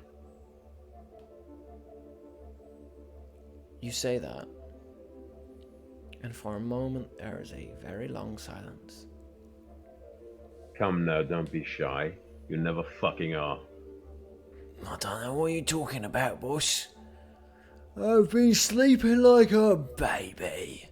And you watch as the 45-degree angle spawns into life, fizzling out of the darkness into your sight of vision. I've just been thinking of all the wonderful things we could do with ourselves. Me too. That's a good coincidence. I was thinking we might try and keep things on the down low, maybe relax things, take it a bit more easy. No, my dear, we're going to do the opposite. Oh, I hate it when we do the opposite. We're going to do the opposite today.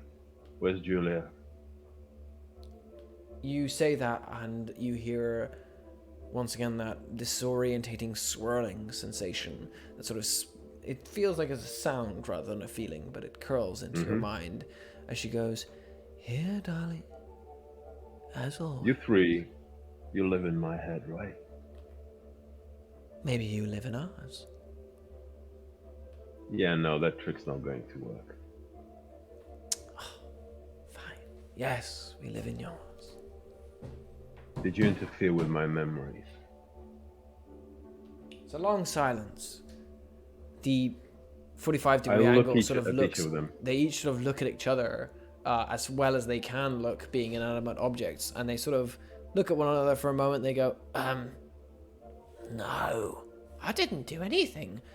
I have no idea what you're There's talking about." a name in darling." my head, A name. and any time I try to remember anything about it, it's like it's on the tip of my tongue, but I'm grabbing thin air.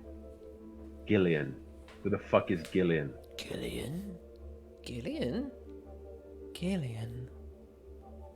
Never heard of it. I think no, that's Gillian Jacobs. She's in Community. No, I don't know her. No. Well, here's an idea. Since you live in my head, how about you go down and inspect what's happening to my memory? I don't know if you want us to do that. A lot of dark things down there, mate. Yeah. One or two of us might not come back. If we do, who knows what'll come back in our place. Oh, I for think fuck's you sake, should this settle is not for a us. suicidal. Have you ever been in your mind? It's a fucking Yes. mess down there, mate.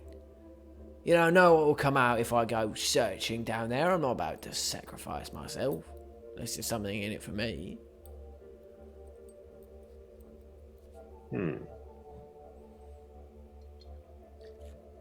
You go down there, look at what's wrong with my memory.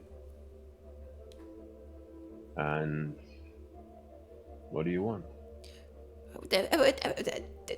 Don't send the 45-degree angle. He'll bring up all sorts of terrible things. Send me. I'll give you a wider perspective, a proper outlook on it all. I'm gonna send you both. Oh, you can't do You're that. gonna look. You send us both. There'll be no one to look after you, and Julia's not exactly reliable. None of you are reliable, mate. You left me all alone last night. I have no idea what you're talking about. Yeah, Look. mate. I was just fine. Either of you are gonna have a better chance with the other looking over your shoulder. Oh, fuck, I hate this prick. Fine, I'll do it, but only if I get my side with no compromise. You understand? No, I don't understand. I need to understand what's happening to my memory. Who's Gillian? Why does he want Fear dead? I'll find that, don't you worry. I'll agree to this, only if you dream up me a lovely, sensual angle. Let's say maybe 44 degrees. Someone I can flirt with, you know what I mean? He's kind of astonished for a second.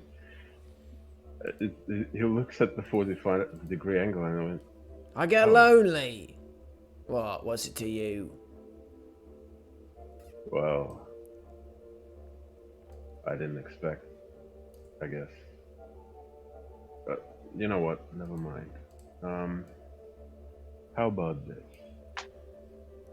You go down there, you retrieve me what Gillian is, you unclog that memory, and I'll dream you a whole fucking triangle.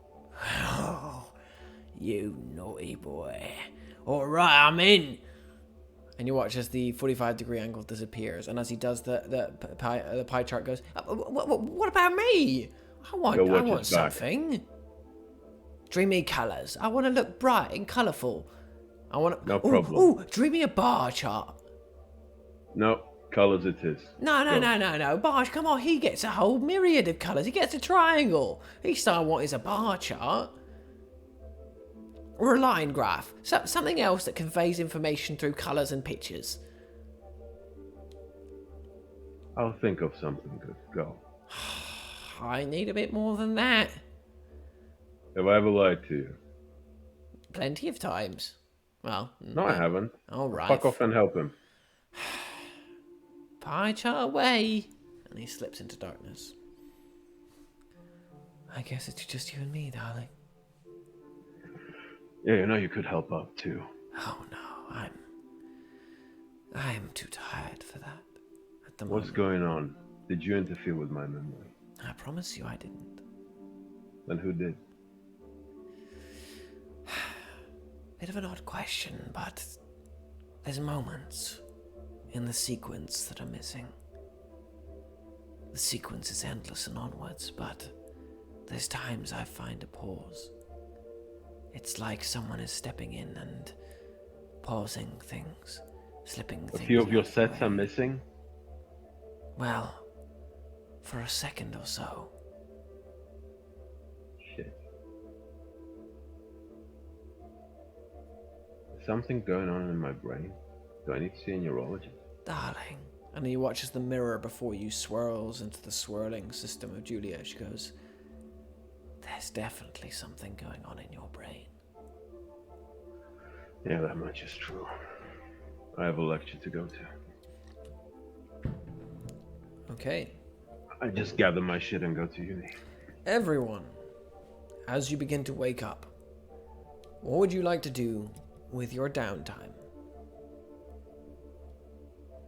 Before I say it, I just want to point out that Dante just asked, is there anything to my head with a voice in his head? Right? Okay. Now, And? Ned wakes up very late, easily past noon. After Todd has showered. Don't make him shower for 3 hours, please. And, okay. Okay. I wake up, still in the suit, with the TV in front of me, just on with no volume. I just look at it, it's like a whisper under my breath. Now that I know that you're watching, I'm gonna put on the show. And I get up, turn around. What is Todd doing? Todd is, at the moment, you find him in the center part of your suite. He's at the desk, and he is working away on some files, it looks like. All right. What I do? Ned, are we going to film with any alligators? I need a yes or no right now. If we are, I'm going to have to go through a fuck ton of forms to get to it. I think for a second, a thought bubble forms of the image that I saw last night. And I'm like, no, I don't think so. I think we're gonna be good. All right, no alligators. That really puts my mind at ease. You're not going to change that on me, though. Nope. Good. All right. No alligators. No alligators. Okay. Also, what was I gonna say? The house. Have we made any progress about finding a place for us to live long term here? Well, I found a couple of places. I was looking at a local place that takes lodgers, but the reviews are a bit inconsistent. The Donnelly House, but doesn't seem to have any contact number or anything like that. So, said no to that one. How do we look around? There's a nice little house just outside the city that we could go for. Oh, but hold on. The Donnelly place was a lodge, like an inn. Well, no, but I was looking around on the news and there was this nice little house and I thought it looked really nice, so I just sort of, looked it up. And some weird things have been happening out there. I know, crazy, right? Yeah. The news off the lid. I tried to contact them to see if they were, because I thought, filming opportunity, like us living in a house that's crazy, brilliant. But yeah, they didn't really want to answer their phone. Did you happen to say my name on the call? I mean, I didn't even get through to that point, Neddy. Oh, I see. No, didn't even answer. Yeah. Maybe it's for the best. Well, I think today I'll start working on the house. See where we go from there. Give me a minute, and I go into the bathroom, look in the mirror, and I'm just like sweating, barely holding it together. I'm just heavy breathing, and like, what? What do you do? Sorry.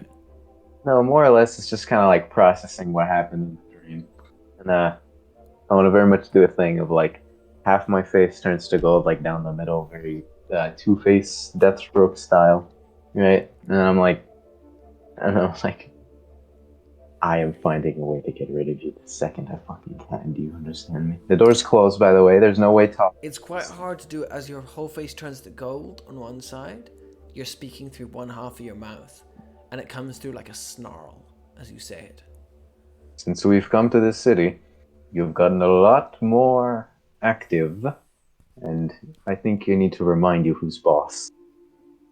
I wash my face with water. The gold melts off. Slowly. Slower than usual, damn. And yeah, I think today, it's my turn to take a very long shower. Instead of time. And yeah, I just recuperate, but in general, what I want to do is, and with my downtime, is to find a house for us to live in, preferably next to the yacht club, because I said that was a thing I was Brilliant. gonna do. Give me an investigation check, please. And whilst you're doing that, any checks relating to just like wealth and so just use any checks relating to wealth and like finding things. And while you're doing that, Nahia, thank you for joining us. Thank you. Odd question. What did you dream about last night?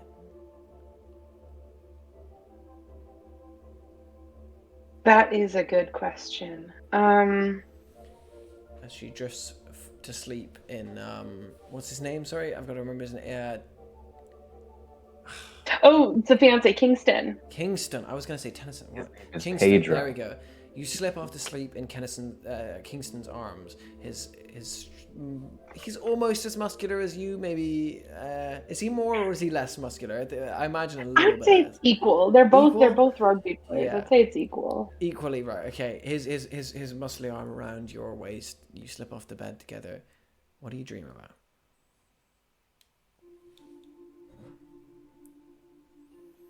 That's hard, huh?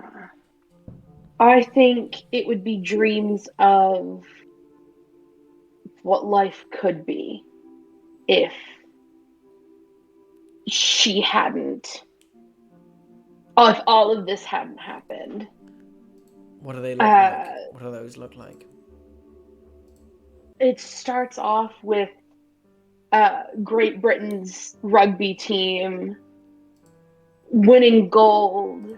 It goes on, they have a family, and it's just a nice little not unassuming life, because obviously they're gonna get attention, but a nice life. How many daughters and sons? Say 2 daughters and 1 son. You are watching a rugby game as one of your daughters catches the ball and is running for a try. You're cheering and Kingston is beside you, and he's cheering as well. And you always knew he was going to be a great dad, and he is better than you thought. And as he cheers on, it's raining suddenly, and you are in the back of a cab, and the cab driver has stopped, and he is turning to you, holding out a glass to you, and he says, "Will you drink for this person?" And you are taking the glass, and you cannot stop yourself as you bring it up to your lips. And as you bring it up, you see that it is poison. No, it is worse than poison. It is burning lava, but you cannot stop it as you tip it back and drink it. It sizzles down your throat and burns you up from the inside. And the man opposite you goes, "Why'd you do that?" The taxi slumps into the ground, and the figure opposite you melts into nothingness. And you're in a different taxi, driving to an unknown location. Your driver's eye is just visible in the rear view mirror as he continues to drive on. His eyes are pale and white and unseeing. He's blind, and he's driving you to an unknown destination. And he goes, "Who are you? You're new."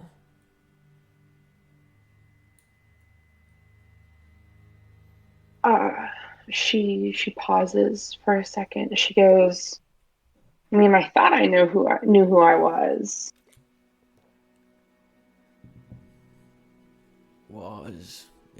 I want the right now. Who are you right now?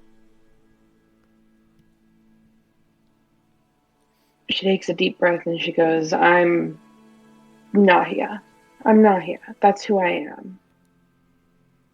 Nahia. You have blood on your hands, girl. And you look down and you see it is so. There is blood on your hands. You're not sure how it got there.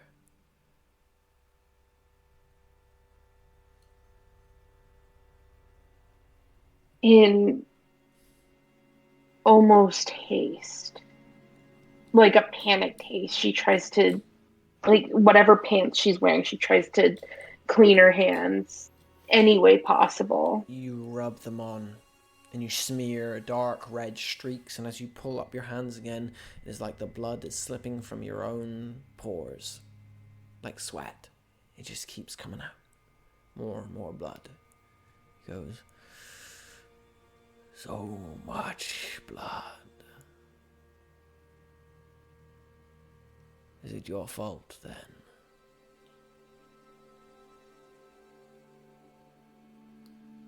And she just quietly, she goes, "Is what my fault?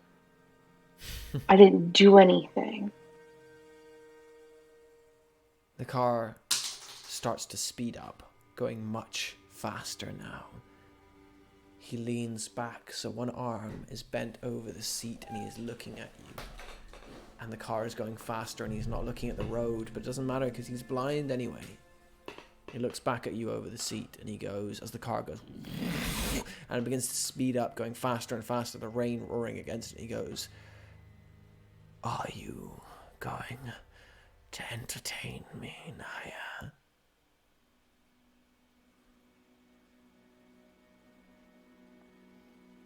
And she just quietly looks at him, obviously terrified,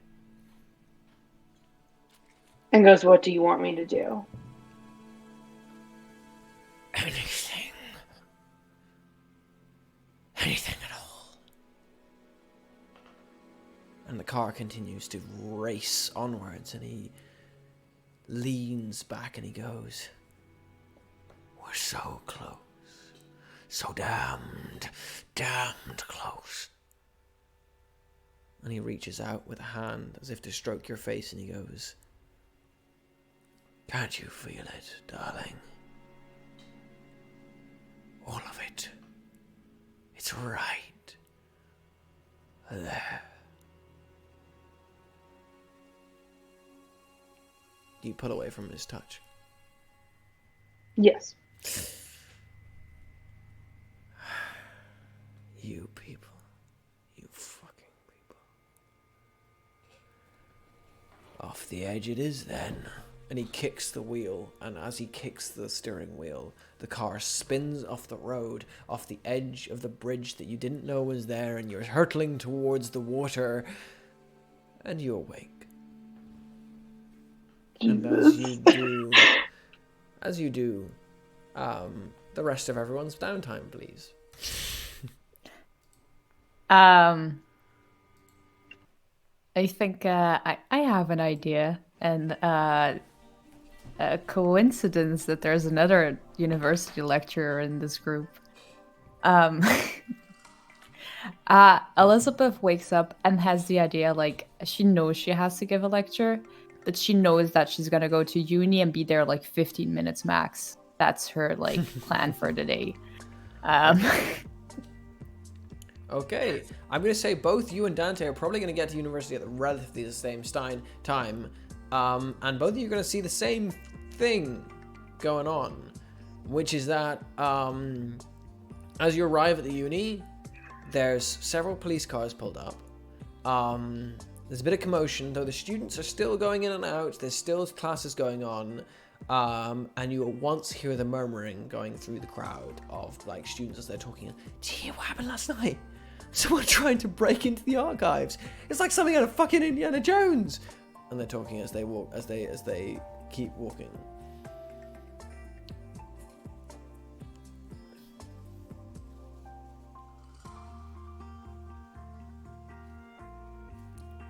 Dante, Elizabeth, what are you doing? If I overhear any of that, how long do I have till my lecture from that scene? I'm gonna say this is Friday now. Yep. I'm gonna leave this up to you. How packed are your Fridays? Not very. So I have something to do with but it's very quick. What I Yeah. have to do with my lecture, it's extremely quick. What a Yours too? coincidence, Yeah. the same. But mine is for a different reason, but it's still extremely quick. Okay, to be honest, just for flavoring wise, I think it'll be fitting if we don't see each other Yes. Okay. until 15 minutes after the beginning of lectures, because I feel like we'll both be out of class by then. Okay. What do you I do? won't be So out of I'll class go. that fast. Who wants to go first then? Who does their lecture first? Go Elizabeth first. Okay, because Elizabeth. It's quicker. What do you want to do in your lecture? Yeah, Elizabeth pretty much, after standing still outside of the university building, hearing all of those things and thinking like, one night of quiet isn't enough. She goes to her classroom, waits until all of the students are inside, basically drops her bag on the desk, heaves a sigh, looks up to all of the students and says, "You know, everyone in this classroom has a passion for arts. Everyone here wants to dedicate their entire career, their entire jobs, their entire lives, maybe even, to creating things and putting our souls into our creations. Well, today's gonna be a different day.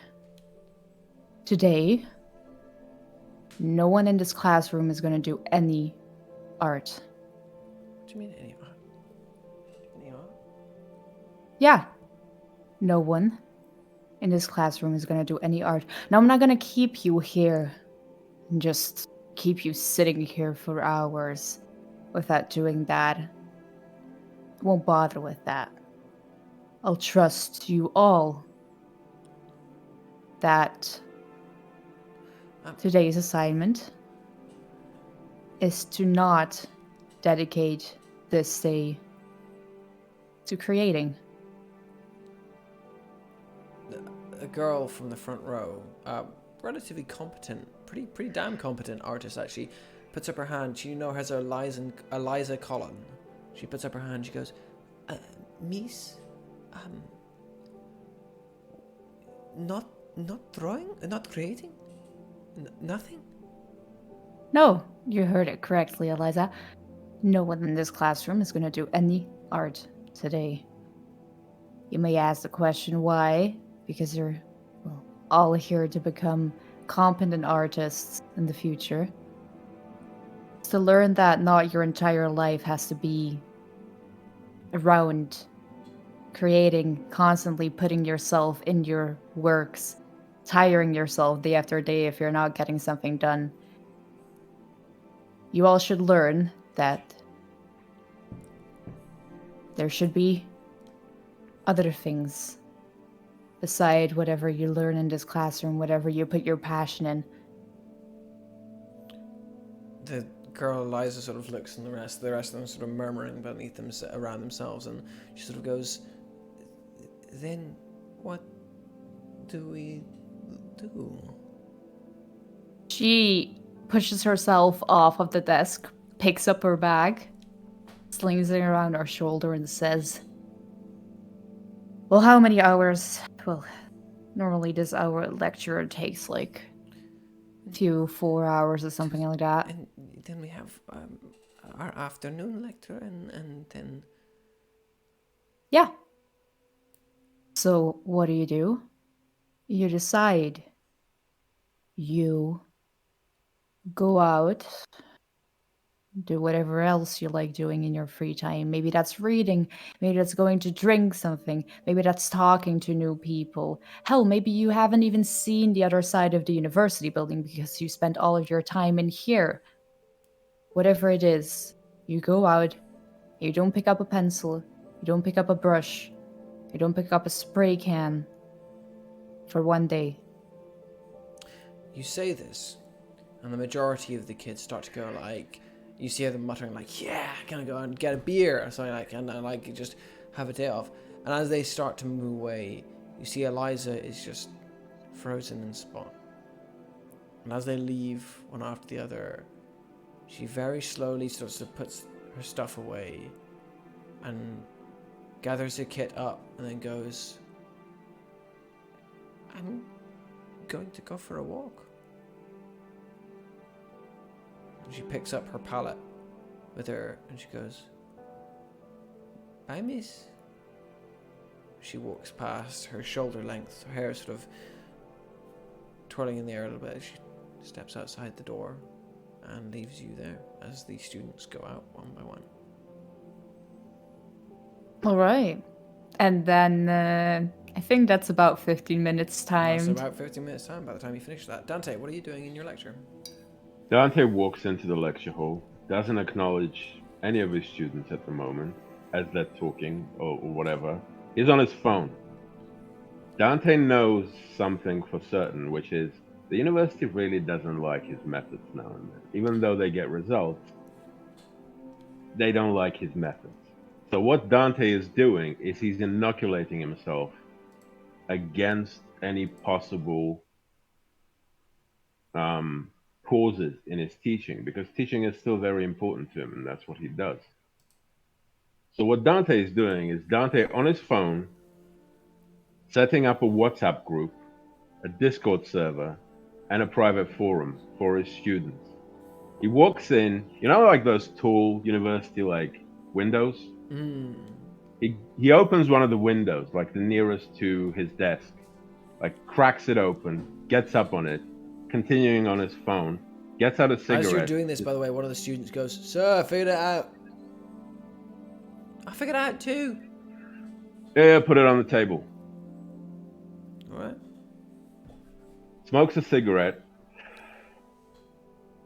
just finishes finishes the Discord server, the WhatsApp group, everything. Goes up to them, looks at some of the works they submitted immediately. I think some of them will jump out as copied from the internet and stuff. Oh, some of them have definitely been. As they start to bring it forward and put it forward, you notice that some of them being copied from the internet. Some of them are a beautiful mural of continued mistakes. Someone has scratched out and rewritten and scratched out and rewritten and scratched out and finally come to a conclusion. And it's okay. So I pick up one of them and I say, Johnson, I wrote this one, mate. I wrote it with a mistake on purpose and I published it. And I opened the bin and I just throw it in there. Oh. Angela. Yeah? This is a different problem. That wasn't. That's all right. That's all right. Throws it in the bin and then picks up Sarah. Yeah. This is good. Know it. This is interesting. Always. Did you do it alone? Of course I did it alone. What did you take me for? Bullshit, you did it with me. Pity. Oh, He puts it back on his desk. He puts it back on his desk and it says, all right, kids, I just sent you all invitations to a few things. I've been quite unavailable recently, and I think that's a misstep on my part. So you have access to a WhatsApp group, you have access to a Discord server, you have access to a forum. Today, take a day off, go to the park, unburden yourself. Yeah. There's a murmur around the thing. And you see a number of them sort of confused. What's unclear? A single hand goes up. You see Yeah? sort of a guy dressed in like ratty overalls. He's been a bit of a quiet one most of the semester. He's got sort of like ratty looking like hoodie with like holes in it and sort of like holes in his jeans, though it's not like for coolness, it's genuine holes in his jeans. He's like, sir, yeah. What do you mean take a day off? I mean, what do you think a mathematician's day looks like? Do you think they sit around in stuffy lecture halls solving problems all by their lonesome? Yeah, No. probably, yeah. Right. Oh, yeah. That's not how it works, mate.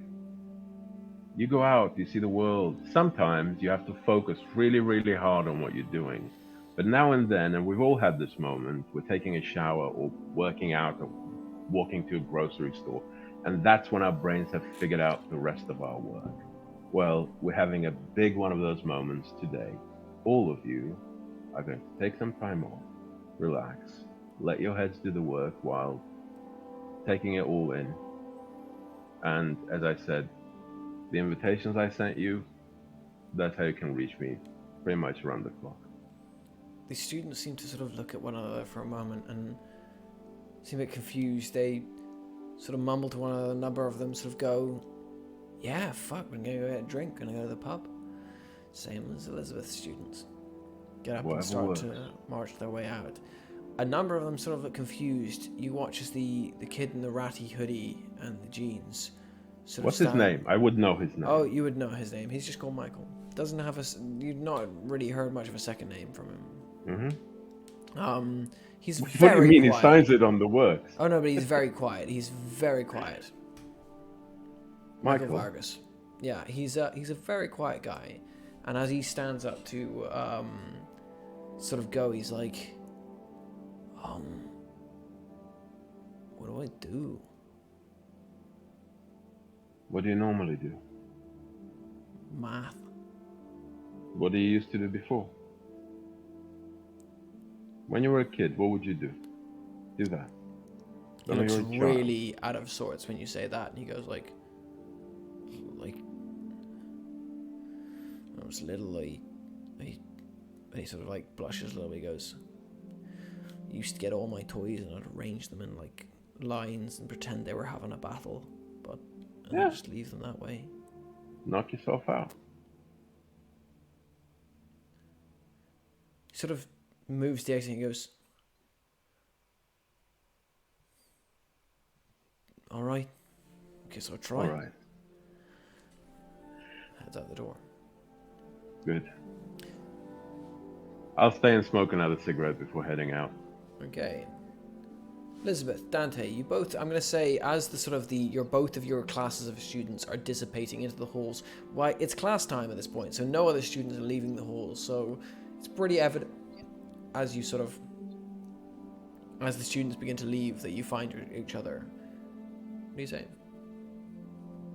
We see each other? I think, didn't we in the first like session establish that our lecture halls are like almost across each other or something like that? Yeah, you're not too far from each other.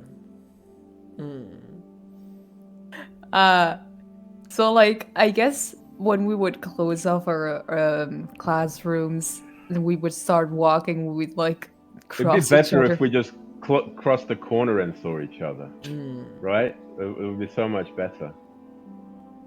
So the first reaction Dante gives us, he's frozen, but only for like an instant. Then he breathes a sigh of relief. He's just like, oh, fuck.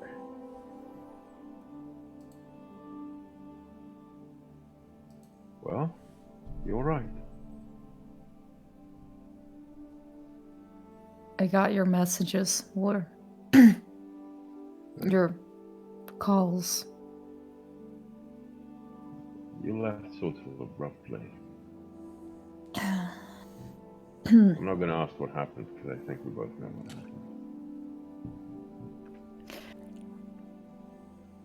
happened. I guess you could figure it out. Look, When my wife left me, I had one of those too. I got into a fight. I went into the closest pub and I just started a fight. I didn't know what else to do. I think I was in a fugue state. Got shit kicked out of me. I hope yours was better.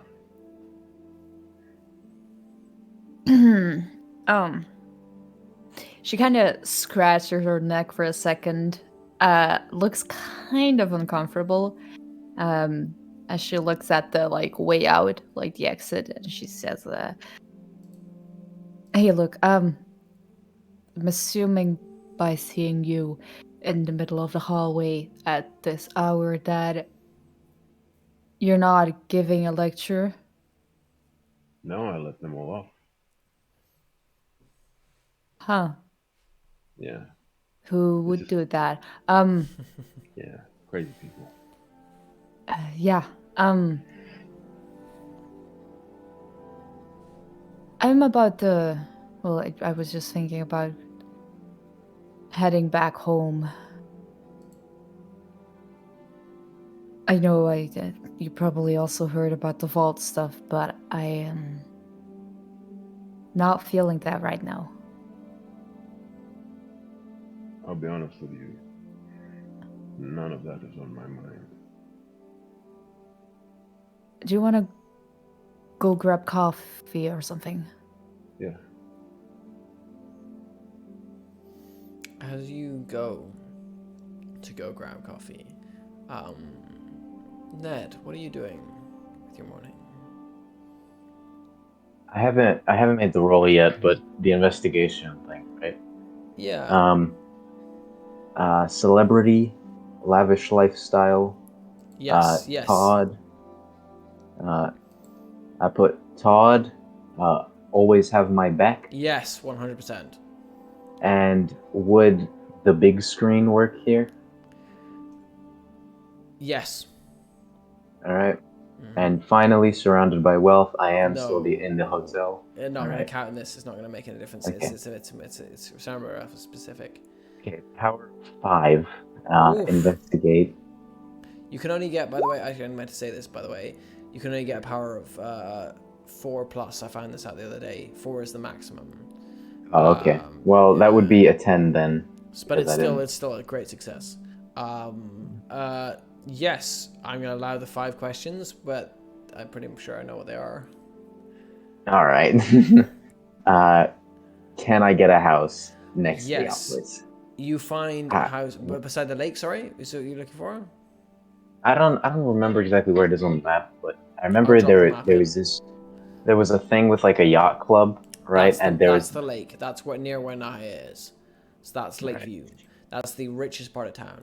So you are very lucky to find that there's a super rich family that rents out a place that owns a place in Lakeview, but rarely ever goes there. And lucky to you, they also happen to be fans of the show, which is why they're willing usually, because usually rich people are like, no one's gonna stay in my house, doesn't matter, even if it's gonna make me money. They're like, no, this is Ned Halford. And they are, after a quick talk on the phone with Todd, they are willing to let you rent out the house. So yes, you do find a house. It is a very fine, almost mansion, more of a beach house, on the edge of the lake. Question number 2. How safe is it? Pretty far removed. You managed to find it pretty far removed from most of the stuff. It's still a mansion, essentially. Not a mansion, but like a nice house. So it's findable, but it's far removed. It's not easily obvious. Yeah. I would know that Nahia lives in that area. Yeah. Right? Okay. Do you want to know where Nahia's house is? Do you want to find out as you're looking through houses? No, I'm not. I'm good. You still got 2 more questions. It's a famous people like lane, right? Oh yeah. This is the famous of Ullmanoch, which is a big question because, how famous are the famous of Ullmanoch? Yeah. Is there anyone else of note that I would know? Of note? Okay. I'm going to answer that after a break because I need to get my notes for that. Okay. 1 second. Do I have any rich neighbors? Any famous neighbors? Oh my god, this is wild. The fucking 2 teachers being like, just don't do any work, alright? Just don't do anything, for fuck's sake. 15 years for a teaching degree for this shit. God damn, dude.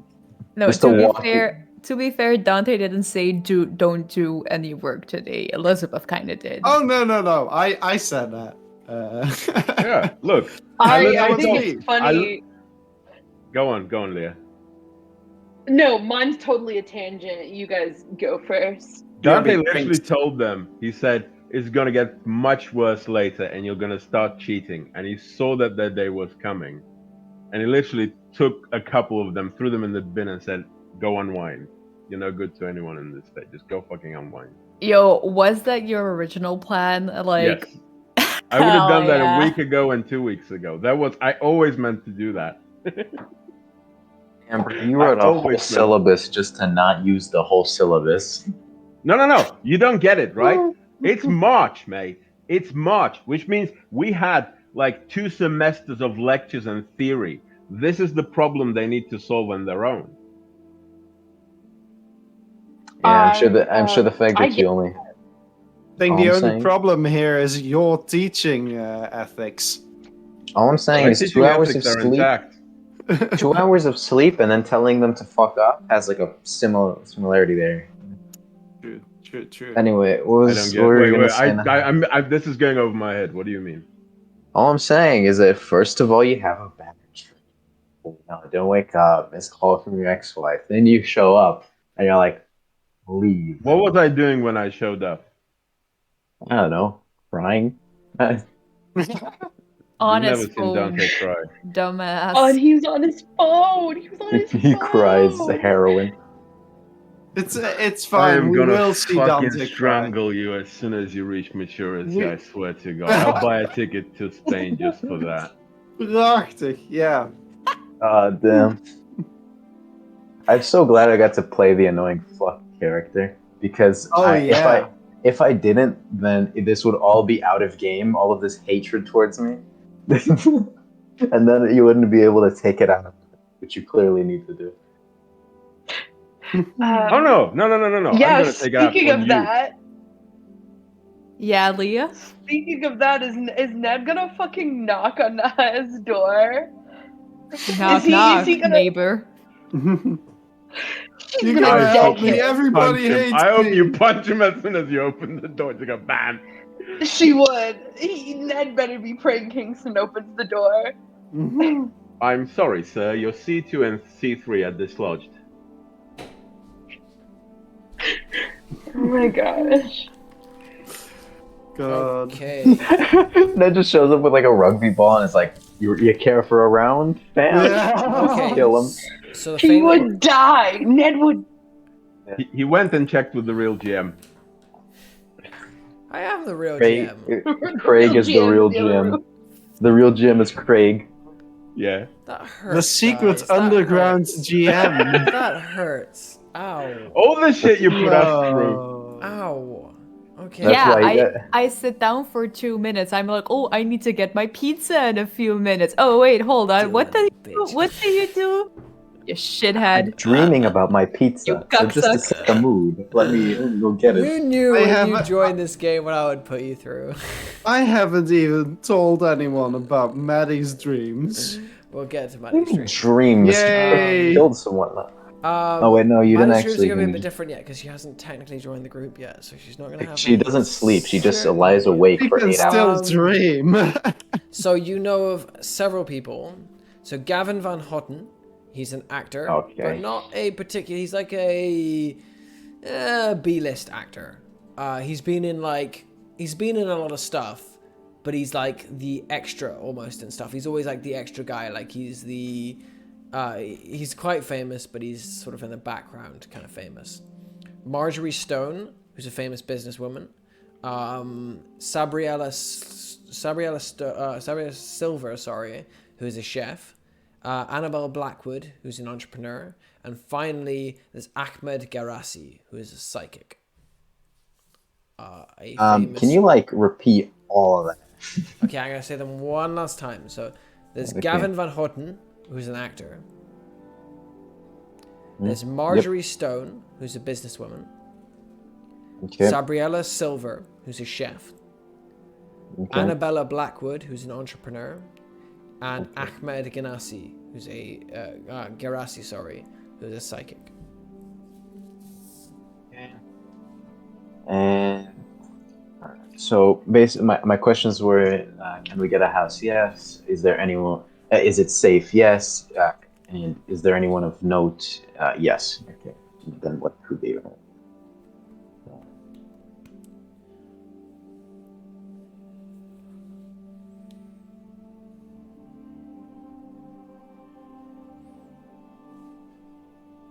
Okay. Well, I have one more clue about the house. You do, right? yes. Yeah. Am I the most famous person on the street? Yes. Okay.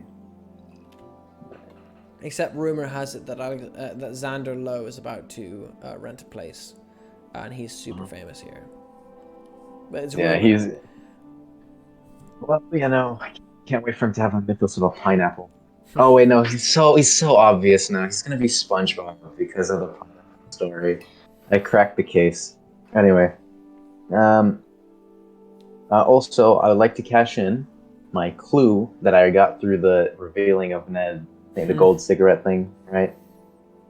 And it's just one clue, and I think now after all this happened, I would like to ask.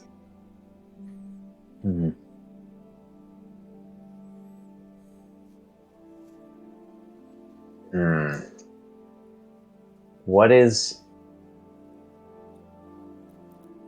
the best next step in order to keep my mythos in line?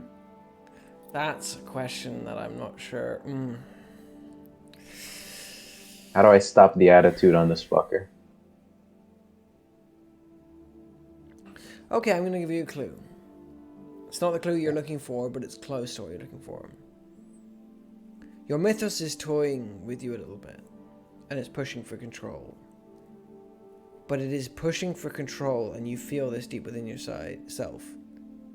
Not because of anything you are doing, but because somebody is very subtly reaching into your mind and just easing the leash a little bit. See. It is nothing that you are doing, but your mythos is getting more control. I see. And that's okay. Do I still have sizzled, by the way, from the thing? No, at this point it's gone. Okay. Okay. Good. Well, I think that's all my downtime. I'm trying to find a house, pretty much. As you do manage to find a house. As you find a house, you are sort of looking around at the renter, sort of estate agent person is showing you around and being very over enthusiastic about everything, but selling it to you, and it's nice. You can see the lake from here. It's rather beautiful. There's a little pier for you. It's pretty and it's nice. And as she's finishing up and you've agreed to take it, your phone rings.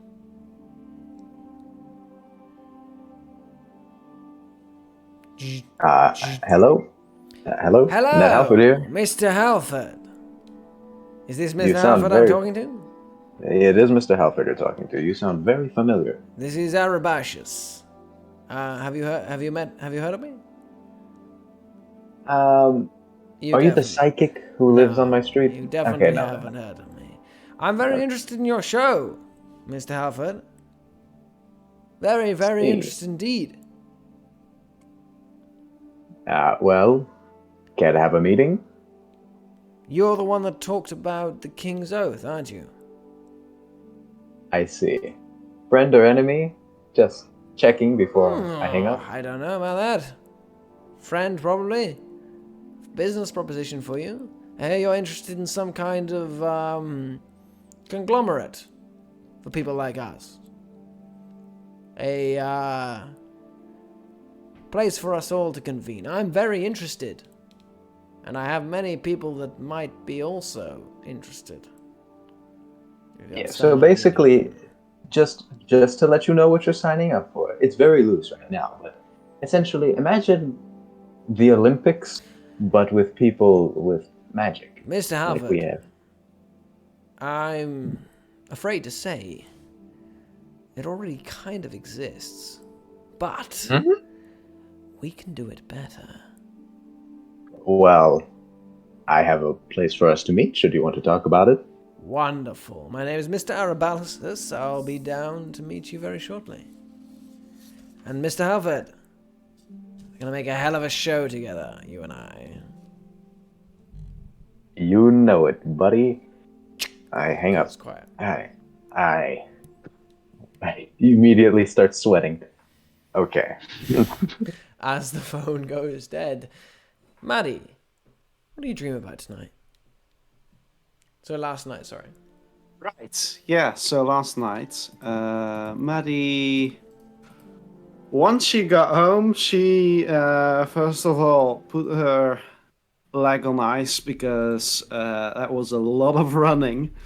But after that, she falls asleep rather quickly. Most likely just on the couch in front of the TV. And she dreams of a prison cell. She's laying. There's natural light coming in through the very small window until she hears a knocking on the door. And not really thinking about it, she just walks up to it, opens it up from the inside, and there's an old woman with a trolley. She says, anything from the trolley, dear? Maddie says, I don't know, of the pineapple. She takes the pineapple off the trolley, closes the door behind it, twists the cap off of it as she drinks a nice pina colada from out of the pineapple. And there's another knocking at the door, and she opens it up this time, it's Ryan Reynolds standing there in the door opening. Maddie says, "Oh, I know where this is going." She leads him inside, closes the door, and they make sweet love. Oh, that's the end of her dreams. End of the dream. And that is it. It's a peaceful, uninterrupted, glorious dream with Ryan.